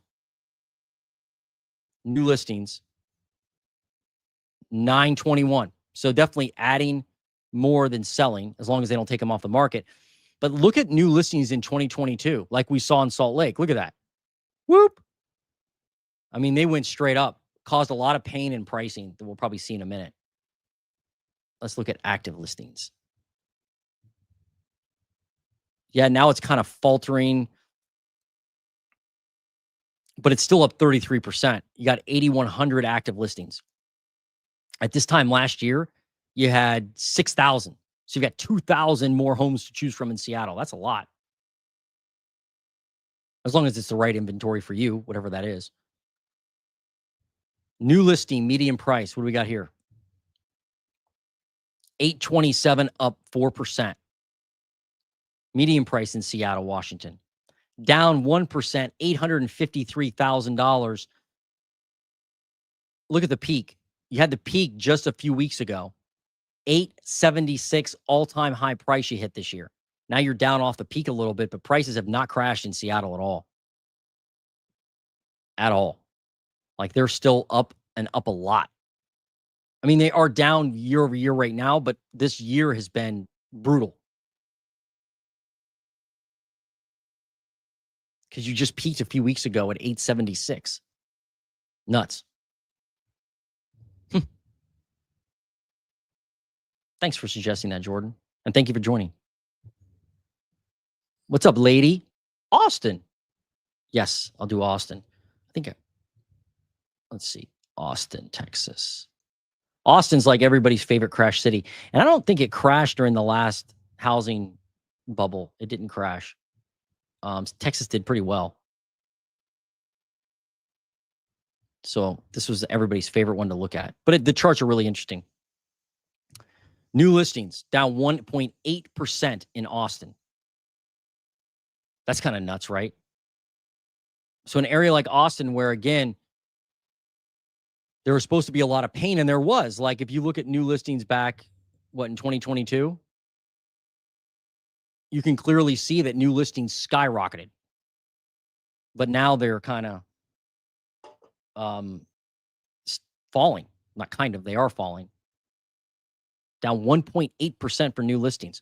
What's up with homes sold? How are those doing?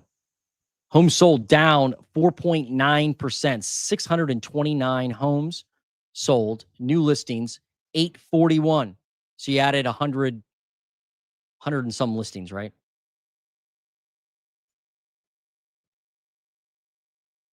Active homes for sale. You got more than last year, up 12.7%, but now it's falling. Again, very strange. And that's not like seasonality. Like if you look at these other times, I mean, I guess it fell last year at the end of the year, but it's falling a lot quicker now with active inventory in Austin. It's falling.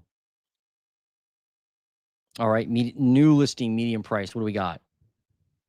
Up 3.55%, but it's nowhere near the peak of asking prices, up at 550 in 2022. Now your median asking price 470. 470 median sale price. What are they closing at? Down 3% year over year, closing at 436. So to your point, was it earlier? It was McConaughey.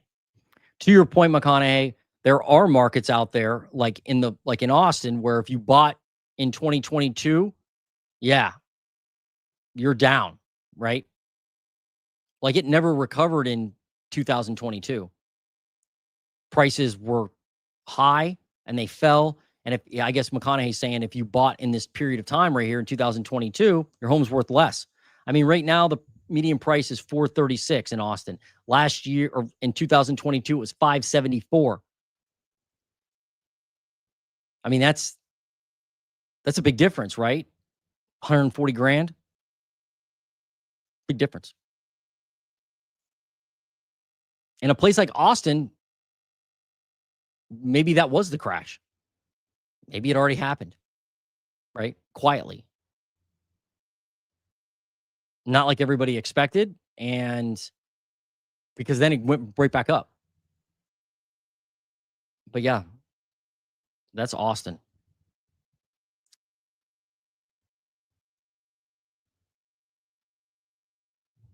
That's Austin.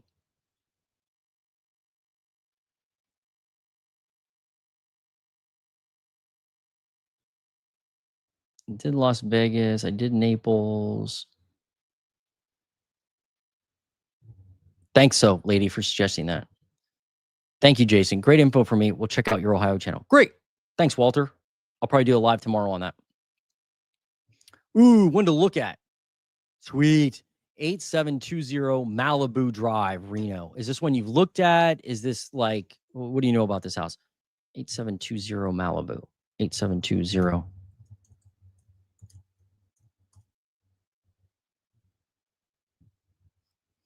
Or is this just a fun house to look at? It looks like a normal house.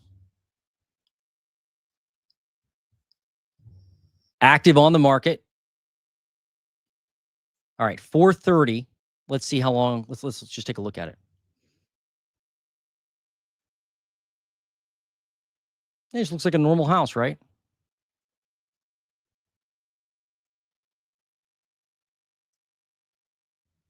Tile flooring. Huh, that's weird. Look at that up there. It's almost like that looks like it was open at one point and they closed it or something. I don't know why they did that. I mean, it looks like a good house.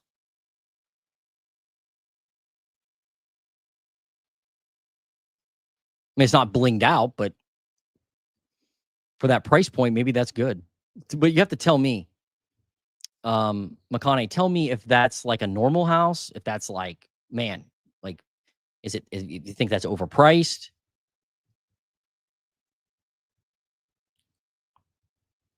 They have this here too, in this room.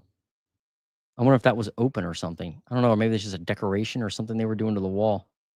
Got a garage, got out back, obviously. 430. All right, let's see how long it's been on the market. 11 days, that's it.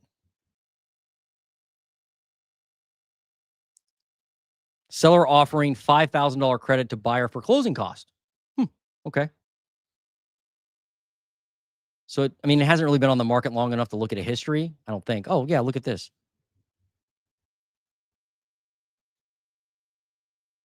So it was sold, let's go back. In 2008, it was sold for 160 grand. Then it was sold again for $102,000.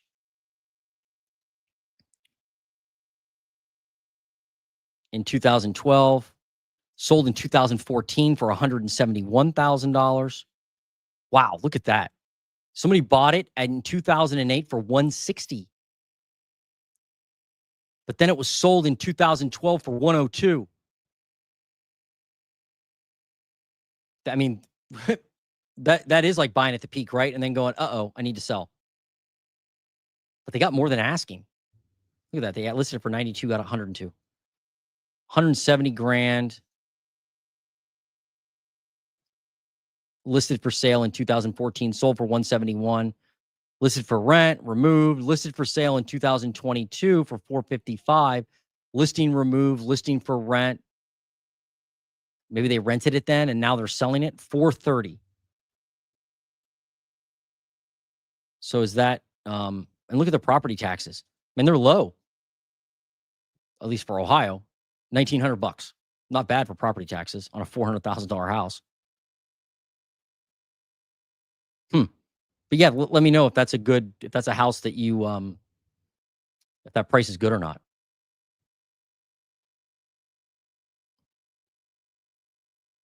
Let me just go down and see if you said anything.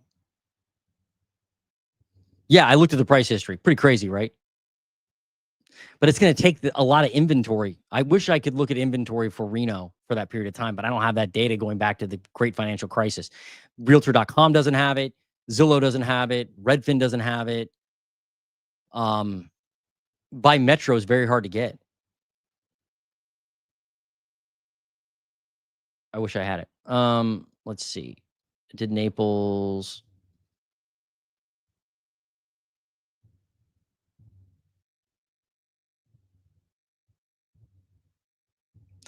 Prices won't drop dramatically until the foreclosures start to affect the comps in your area. Here in Missouri, there's quite a few foreclosures beginning to hit the MLS. Cool, good. I mean, I don't want anybody to get foreclosed on, but yeah, we need those distressed sales. That'll definitely help. The distressed sales will definitely help. And as we know, foreclosures have been artificially suppressed, right? Because of extend and pretend. That's ending in October.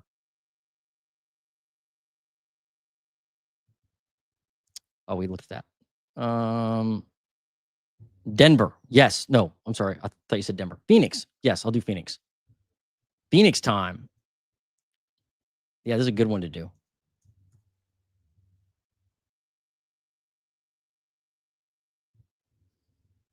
And I apologize that these lives take so long. I mean, they're long lives. Like there's usually 2 hours now. Maybe that's too long to do. Maybe I'll get bored. Maybe other viewers get bored. But I have to go through all these metros. It takes some time. Plus, I talk too much. All right, new listings. 1,559 new listings. 6% up year over year. So lately, you've added some new listings. That's good. Let's look at homes sold and see what we see.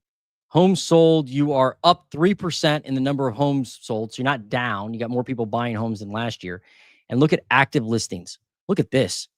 This is what's crazy. I saw this earlier today with Phoenix. It peaked at like 29,000 homes on the market. Now you've got 25,668. So you've lost like, what's that? 4,000 homes, give or take. Not quite that many. 3,500 homes in the last, what? 2 months. I did not expect seeing that. And it means people must be pulling them off the market. Again, just like other areas, right? All right, now let's do new listing medium price. New listing medium price. What do we got? $464,000. Up 0.9% year over year. But it's really following seasonality there. It's kind of interesting. Let's look at prices sold. $457,000 down, or basically flat. $457,000. You started at 461, so there's a discount. There's a place that's falling in prices. 457, so a few $1,000s difference. Okay, you do have more inventory, and you do have what 6% more new listings. So you added 1,559, and you sold 1,357. You better hope sales don't continue. I mean, hopefully sales won't continue to go up there. Depends on what you're doing. But if you're hoping for prices to come down, you need sales to stay low and new listings to rise.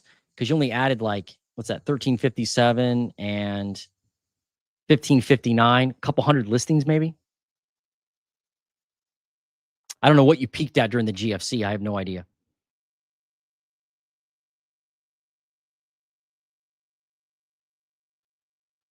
We could go here. Something we could do real quick is go here if you wanted.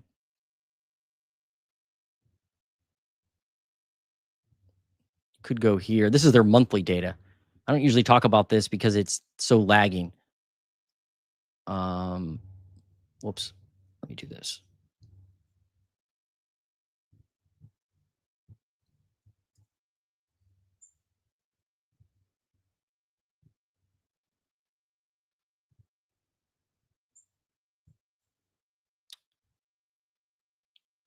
Yeah, I mean, look at inventory there in Phoenix. Look at that. This is historical over since 2013. Well, no, since 2012. That's all it goes back to. But if you look, I mean, this is the median sale price, sorry. Active listings. Yeah, so right now, you've got 31,000 homes on the market, right? Earlier this year, you had 34,000 homes on the market. Back in 2014, you had 37,000 homes on the market. Let's see, that's June 2025. So let me look at June. Yeah, I mean, you're like, right now where you are is like 2014. 2016, you had 32,000, just slightly more. 2017, you had 30,000 homes on the market.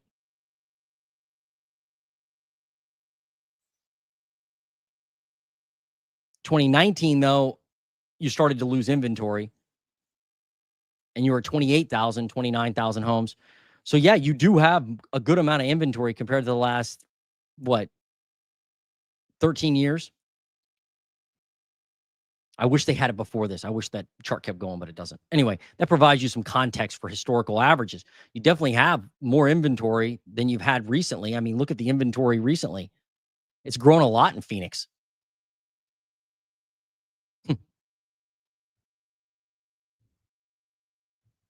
Let's do national real quick.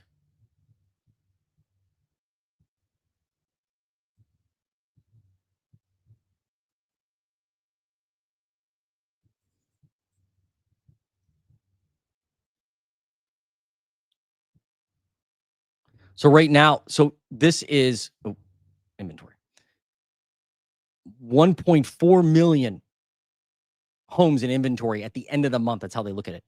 At the end of June, 1.4 million homes national. But look where it was nationally back in like 2020, 2012. Look at this. 2.16 million. So you had 2.16 million active homes for sale back in January of 2012 nationally. And now 1.4 million.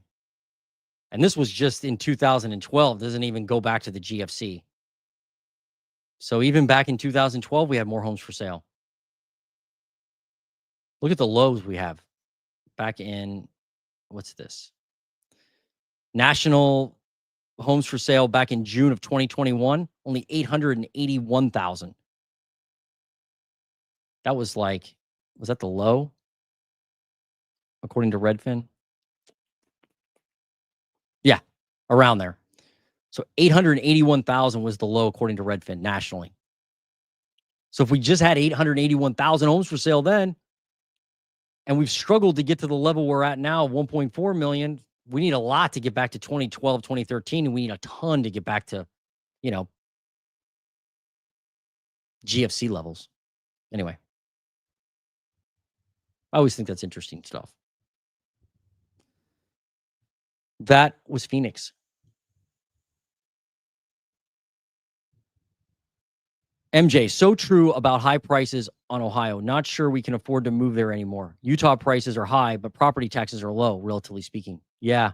No, I hear a lot of people saying this. A lot of people leaving Ohio because of property taxes. AI will lay off 10% of workforce in 2 years.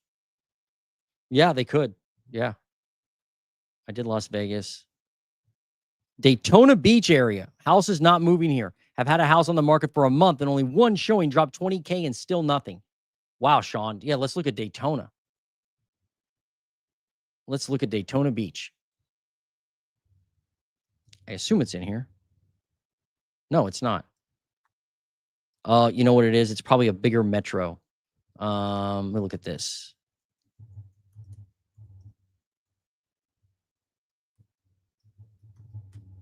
Daytona Beach County.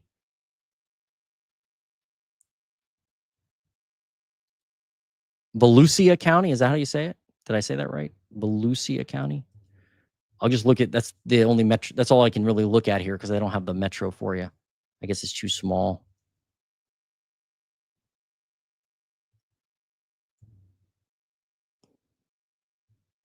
Oh, did I spell it right?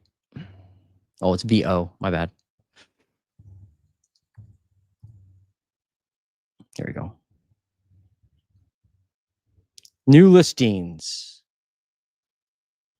I'm going to call it Daytona Beach so I don't butcher the name. Wow, down 19%. This is countywide, though. Just county. Home sold down 7%. So you're not getting a lot of showings. I'm not surprised. Although you have fewer competitors hitting the market countywide. Man, it's getting warm out here on the porch. Goodness gracious. If people ask, is this virtual back here? No, it's just a screened-in porch. I'll be outside until it's so cold I can't. Not to go in the basement then. All right, 13% up in active listings. So there are more homes for sale. And median new listing median price. What do we got? Up 5%, $367,000 for the asking prices. But median sale price, where's that? Down 2%, $343,000. So the question is, maybe you don't want to tell us this. Maybe you do. Thanks for sharing this, by the way, Sean, and joining us. What are you going to do? Like, so what's your next move? What's your next strategy? You've dropped it 20,000 and still nothing. You going to take it off the market? Are you one of those folks? Or are you going to leave it on? Let's see how it does. You don't have to tell us. I mean, I'm just kind of curious what your strategy is. Do you need to sell the property? Are you just wanting to sell it? What's up, Juan? Yeah, you wanted to look at that home, or you looked at that home last week, right? Hi from California. Homes in North Fresno that are under 500 are the ones selling faster. Will this eventually force sellers to adjust based on comps, even if inventory declines? That are under 500. Will this eventually force sellers to adjust? You mean to adjust under 500 if they were over 500 for a while because they know under 500 moves faster? Maybe. A lot of people have their searches set up for 500 and under.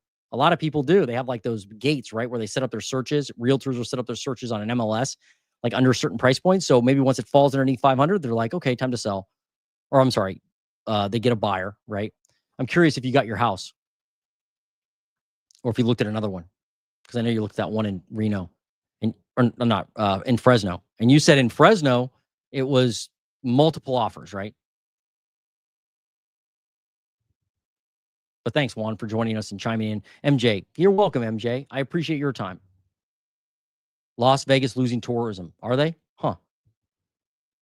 Boomer seller, am I so out of touch because my home, if priced too high?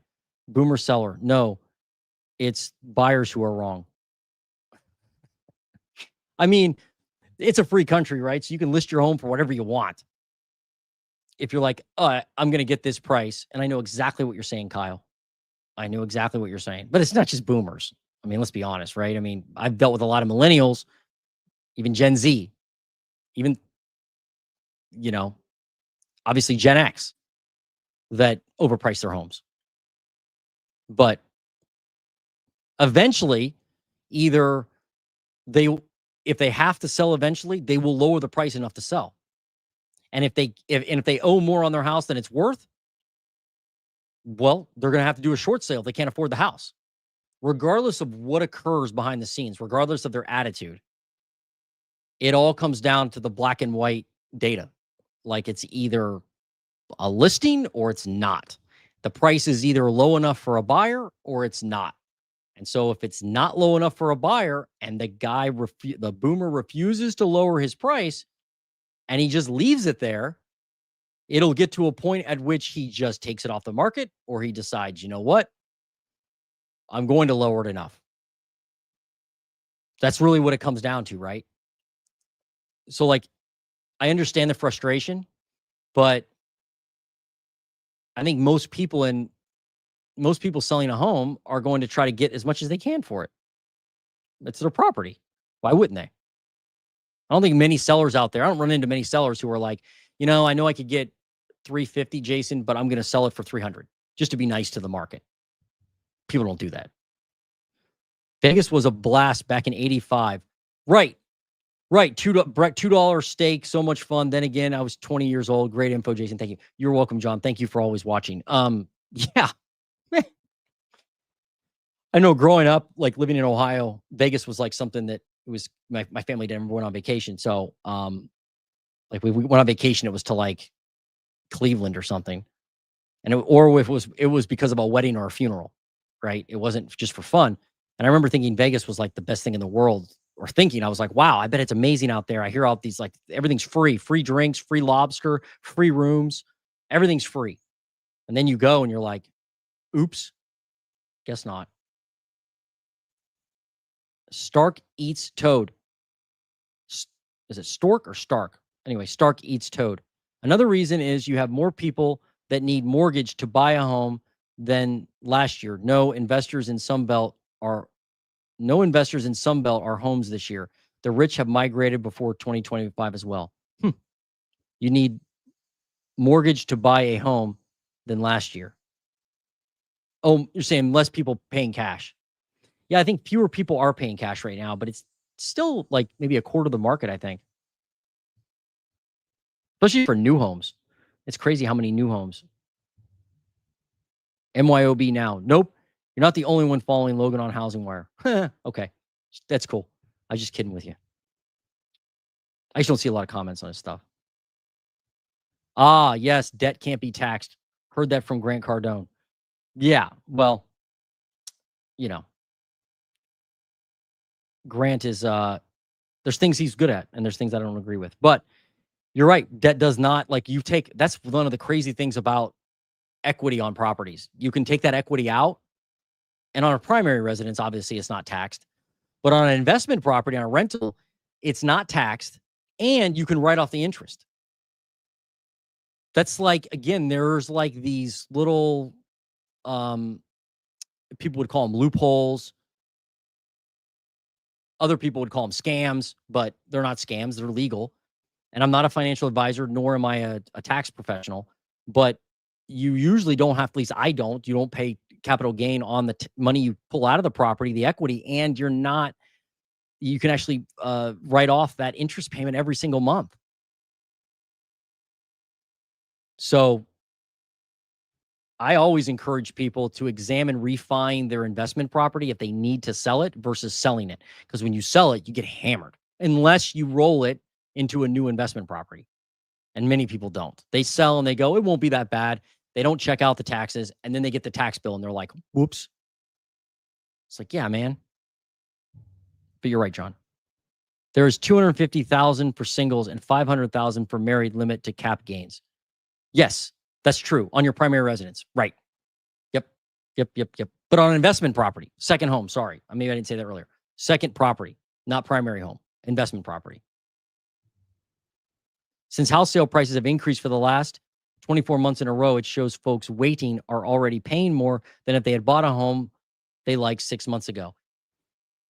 I don't like saying that, but I think it sounds too cheerleadish. But yeah, you're in a lot of markets, you're correct that you're paying a higher sale price right now than you would have 6 months ago and waiting. Look at Monroe County, Florida, the Keys. Yes, I will. That's a cool area to look at. Thank you. Monroe County. Come on, Jay. Monroe County, Florida. What do we got? How long are we doing this? Almost 2 hours. No, hour and a half, right? Oh, yeah, almost 2 hours. Time flies when you're having fun. All right. New listings in Monroe County, Florida, which is the Keys, down 1.2%. New listings. So fewer people listing their homes than last year. Homes sold. What do we got?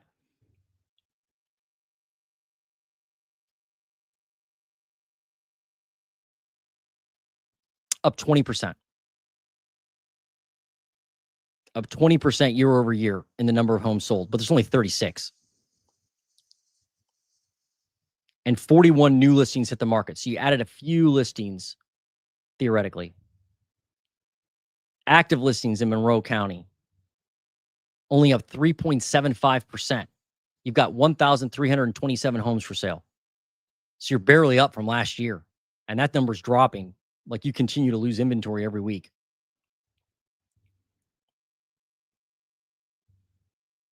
New listing median price, $1,042,000, down 3.66%. Median sale price, down 2% to $997,000. So I wouldn't call it a crash. Prices are off a little there, but active inventory is falling now. It's going down. So is that normal this time of year? It doesn't really look like it. I mean, I can't say that. It does look like it, right? You've got active inventory falling every year about this time, although it's falling faster, it looks like right now. Is it falling faster? Yeah, it is. Here's the rate of change. So the rate of change, you were up 16% at one point in active inventory, right? Yeah, in active inventory. And then you kept falling and falling and falling all the way down to 1,300 units now and you're about 4% up year over year. But look at the rate of change again. Look at 2022. Look at that rate of change you had then. You were down 24% at one point, but you rose rapidly from like 771 listings to 848 listings pretty quickly. So that inventory gain was rapid. Now you're losing inventory. I don't know. I wonder if I would imagine it's just, again, people that just need to sell are selling a home at a discount. Everyone else maybe just wants to sell and will leave it at a higher price if needed. If they can, right? Sometimes they can't. Yeah, great. Thanks for asking for the Keys. I have never looked at that before. Oh, look at price history. I don't know which one you're talking about. National, you mean? I will at the end if I have time. Monroe County got that.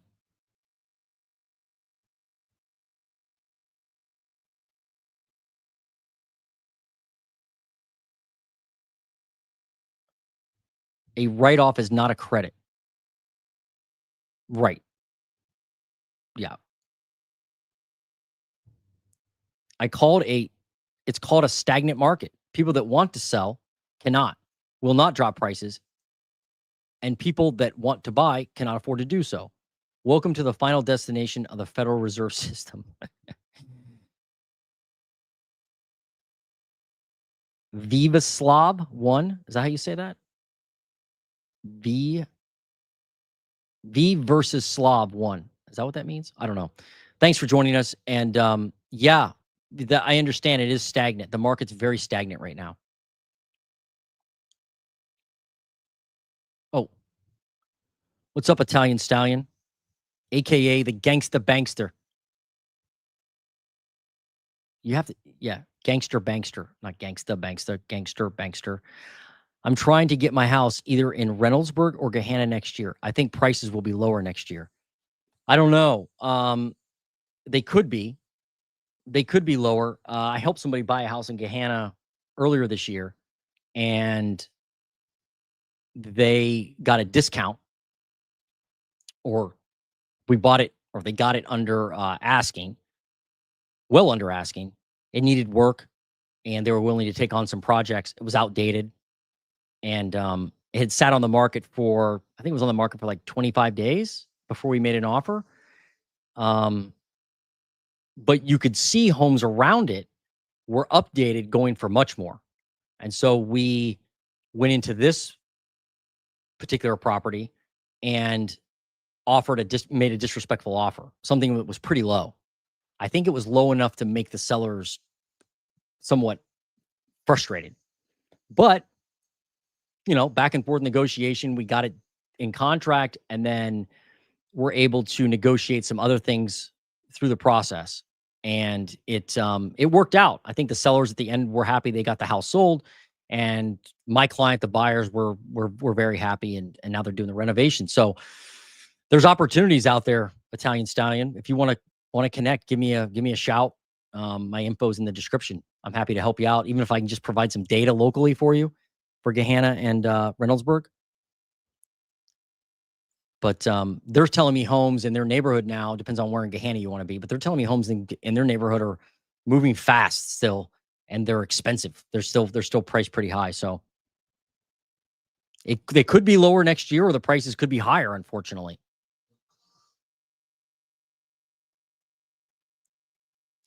I'd rather save an extra $1,000 a month in rent than take out a mortgage and pay $1,000 in interest and not save.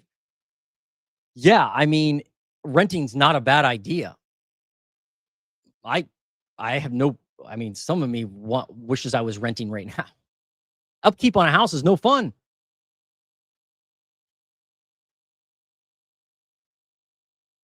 Manatee, Bradenton, and Sarasota counties. My mom lives there. All right, let's look. Bradenton, but let's look at Manatee County.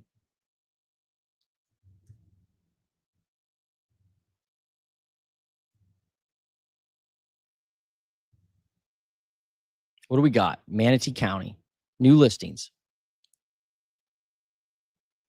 15% down year over year in Manatee County.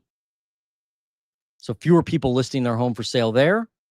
A lot. There's a good number less, or fewer. How are we supposed to say that? 241 last year. Now 204. So 30 some. Home sold. What do we got? Down 13%. People aren't buying, and they're not selling there. They're just like, no thanks. I'm just going to, like somebody had just said, stagnant market. Active listings up 11%. So you do have more homes for sale. Good. You need that. Probably, right? Look at median asking price, up 1.4% to 456. Let's look at median sale price. Man, you're way down in median sale price. Look at that. Down 4.5%, 5%, but you've been down all year. Like, you're way down compared to where you were even the last few years. 426. You peaked in 2023 at 487. But you haven't really recovered. But it's been like sideways all this year, pretty much. You started at what? 419. Now you're at 426. So a little gain. But it seems like there could be opportunity there, right? I mean, prices are way down compared to where they were several years ago. There are more active listings. That new listing price, while it is up, it's down compared to, what's that? 2022.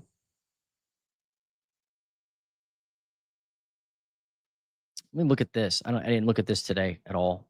There's just too many to look at. Too many metrics to look at. Median days on market. Yeah, look at median days on market. 65. Up 12 days. So homes are definitely sitting longer there. Could be an opportunity. Could be. All right, the other one was where else? Sarasota.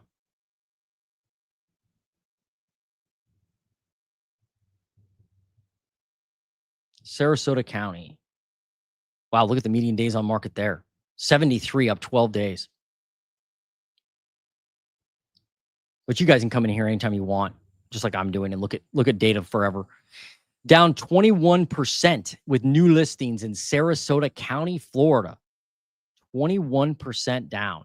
Goodness gracious. People are just forget I'm not going to sell. People have decided not to buy either, I guess. Down 3.5% year over year. 224. How many new listings did you add?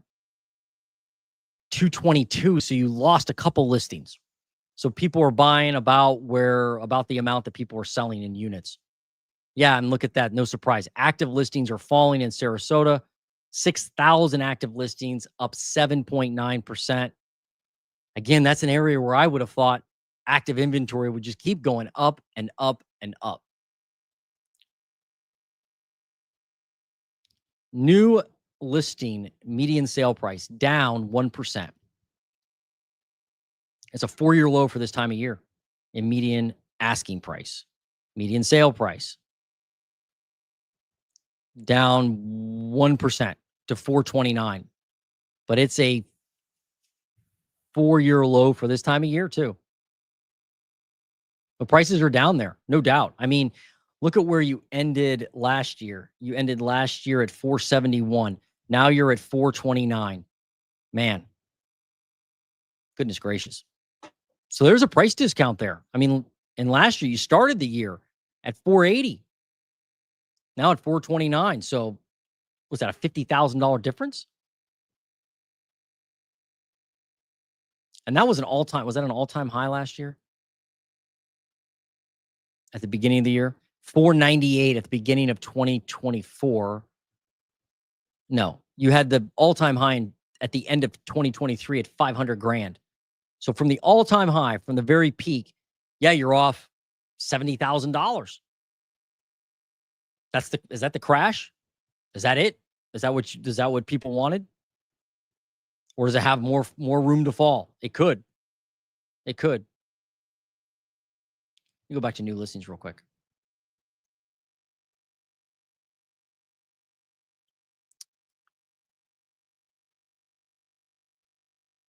Yeah, it looks like last year is when you added all these new listings. Look at this. New listings back last year, early in the year, were up 28%, up 30%. A lot of new listings then. And then what happened to inventory then in Sarasota? Yeah, look at inventory. You were up 69% in inventory at one point last year, and then 78%. A ton more homes on the market. Like this time last year, you had 5,579. And the year before that, you had 3,400 homes for sale in Sarasota. So that's like 2,000 more homes. And then because of that, obviously, you can see prices, what they did, right? Like here are prices in 2024. They went up to 498, but then they just fell and fell. And you started this year at 465, but now 429. Yeah, inventory makes a big difference, obviously. Obviously. All right. What else you got? 35007. What's that? Where is that? Where's 35007?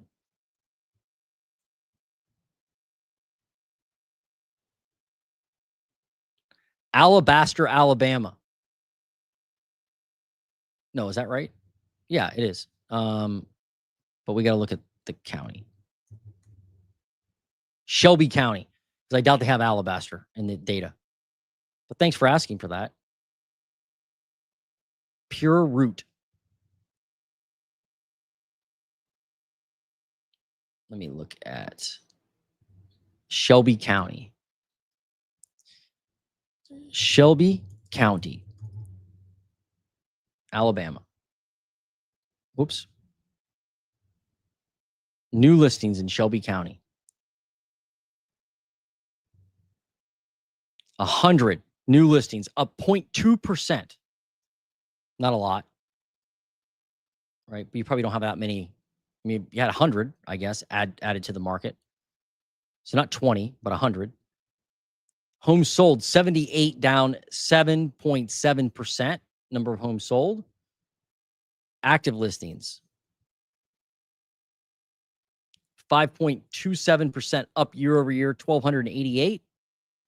So you do have more active inventory.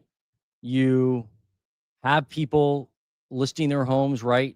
At least somewhat. I guess it's flat compared to last year, but you do have more active inventory. That has grown. You have fewer people buying homes. So you would think that's going to equal more and more active inventory, maybe lower prices. Let's find out. Well, the listing price or asking price, up 3.6%. Median sale price, what do we got? Well, I guess it hasn't come down yet. Down, up 3.7, call it 4%, $367,000. Wow. I thought Alabama was less expensive than that, but I guess not. You started the year at 339, now 367. It's not an all-time high, but you hit the all-time high just a few weeks ago at 387. But again, you're going to have a lot of ups and downs in a market with not a ton of sales. So you only have like 50, 100, 150 transactions. That up and down is going to be a lot because there's not a lot of transactions to use the median. The more transactions, the smoother the line usually is.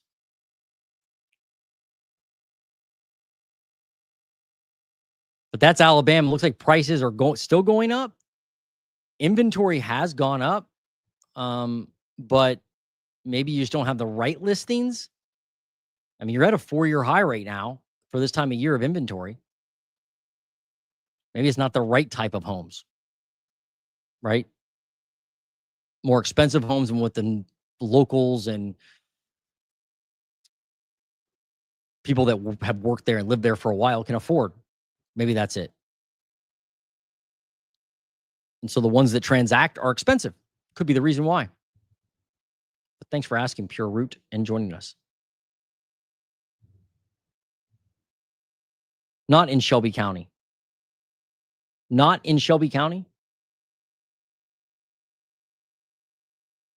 Well, before that's the last one I'm gonna take. So tell me, I'll give you a few seconds. Tell me, is that the right county or not?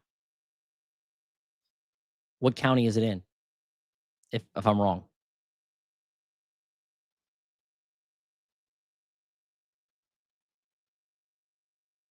Let me know.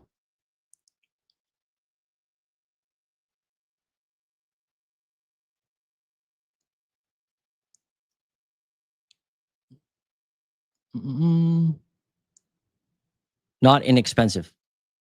Let me know about the county real quick. I'll give you 15 seconds, then I'm going to end. I'm saying it's not cheaper here. Okay. Yeah, it doesn't seem like it, but I just want to make sure I had the right county. There's hardly anybody on now, so I'm just going to hang out for a second and make sure I took care of it. You were nice enough to come here, so I don't want to. Right county. Okay, good. Good. Got that. All right. Look, you guys are always fantastic on these. You give me great information, great things to think about. I hope it helped you. If it did, if you got some value, do me a favor, hit the like button. It sounds so cheesy saying that, but I have to say it. Hit the like button. Subscribe to my Housing Nerd channel. I got the Ohio Housing Nerd as well. You can check that one out. And share the video with someone you think would benefit from our weekly lives and or my material at all. And I do this for you. I hope it helps. I hope it helps you understand the housing market. And I always learn a lot. So until next week, I'm the Housing Nerd, and I am out. OUT out.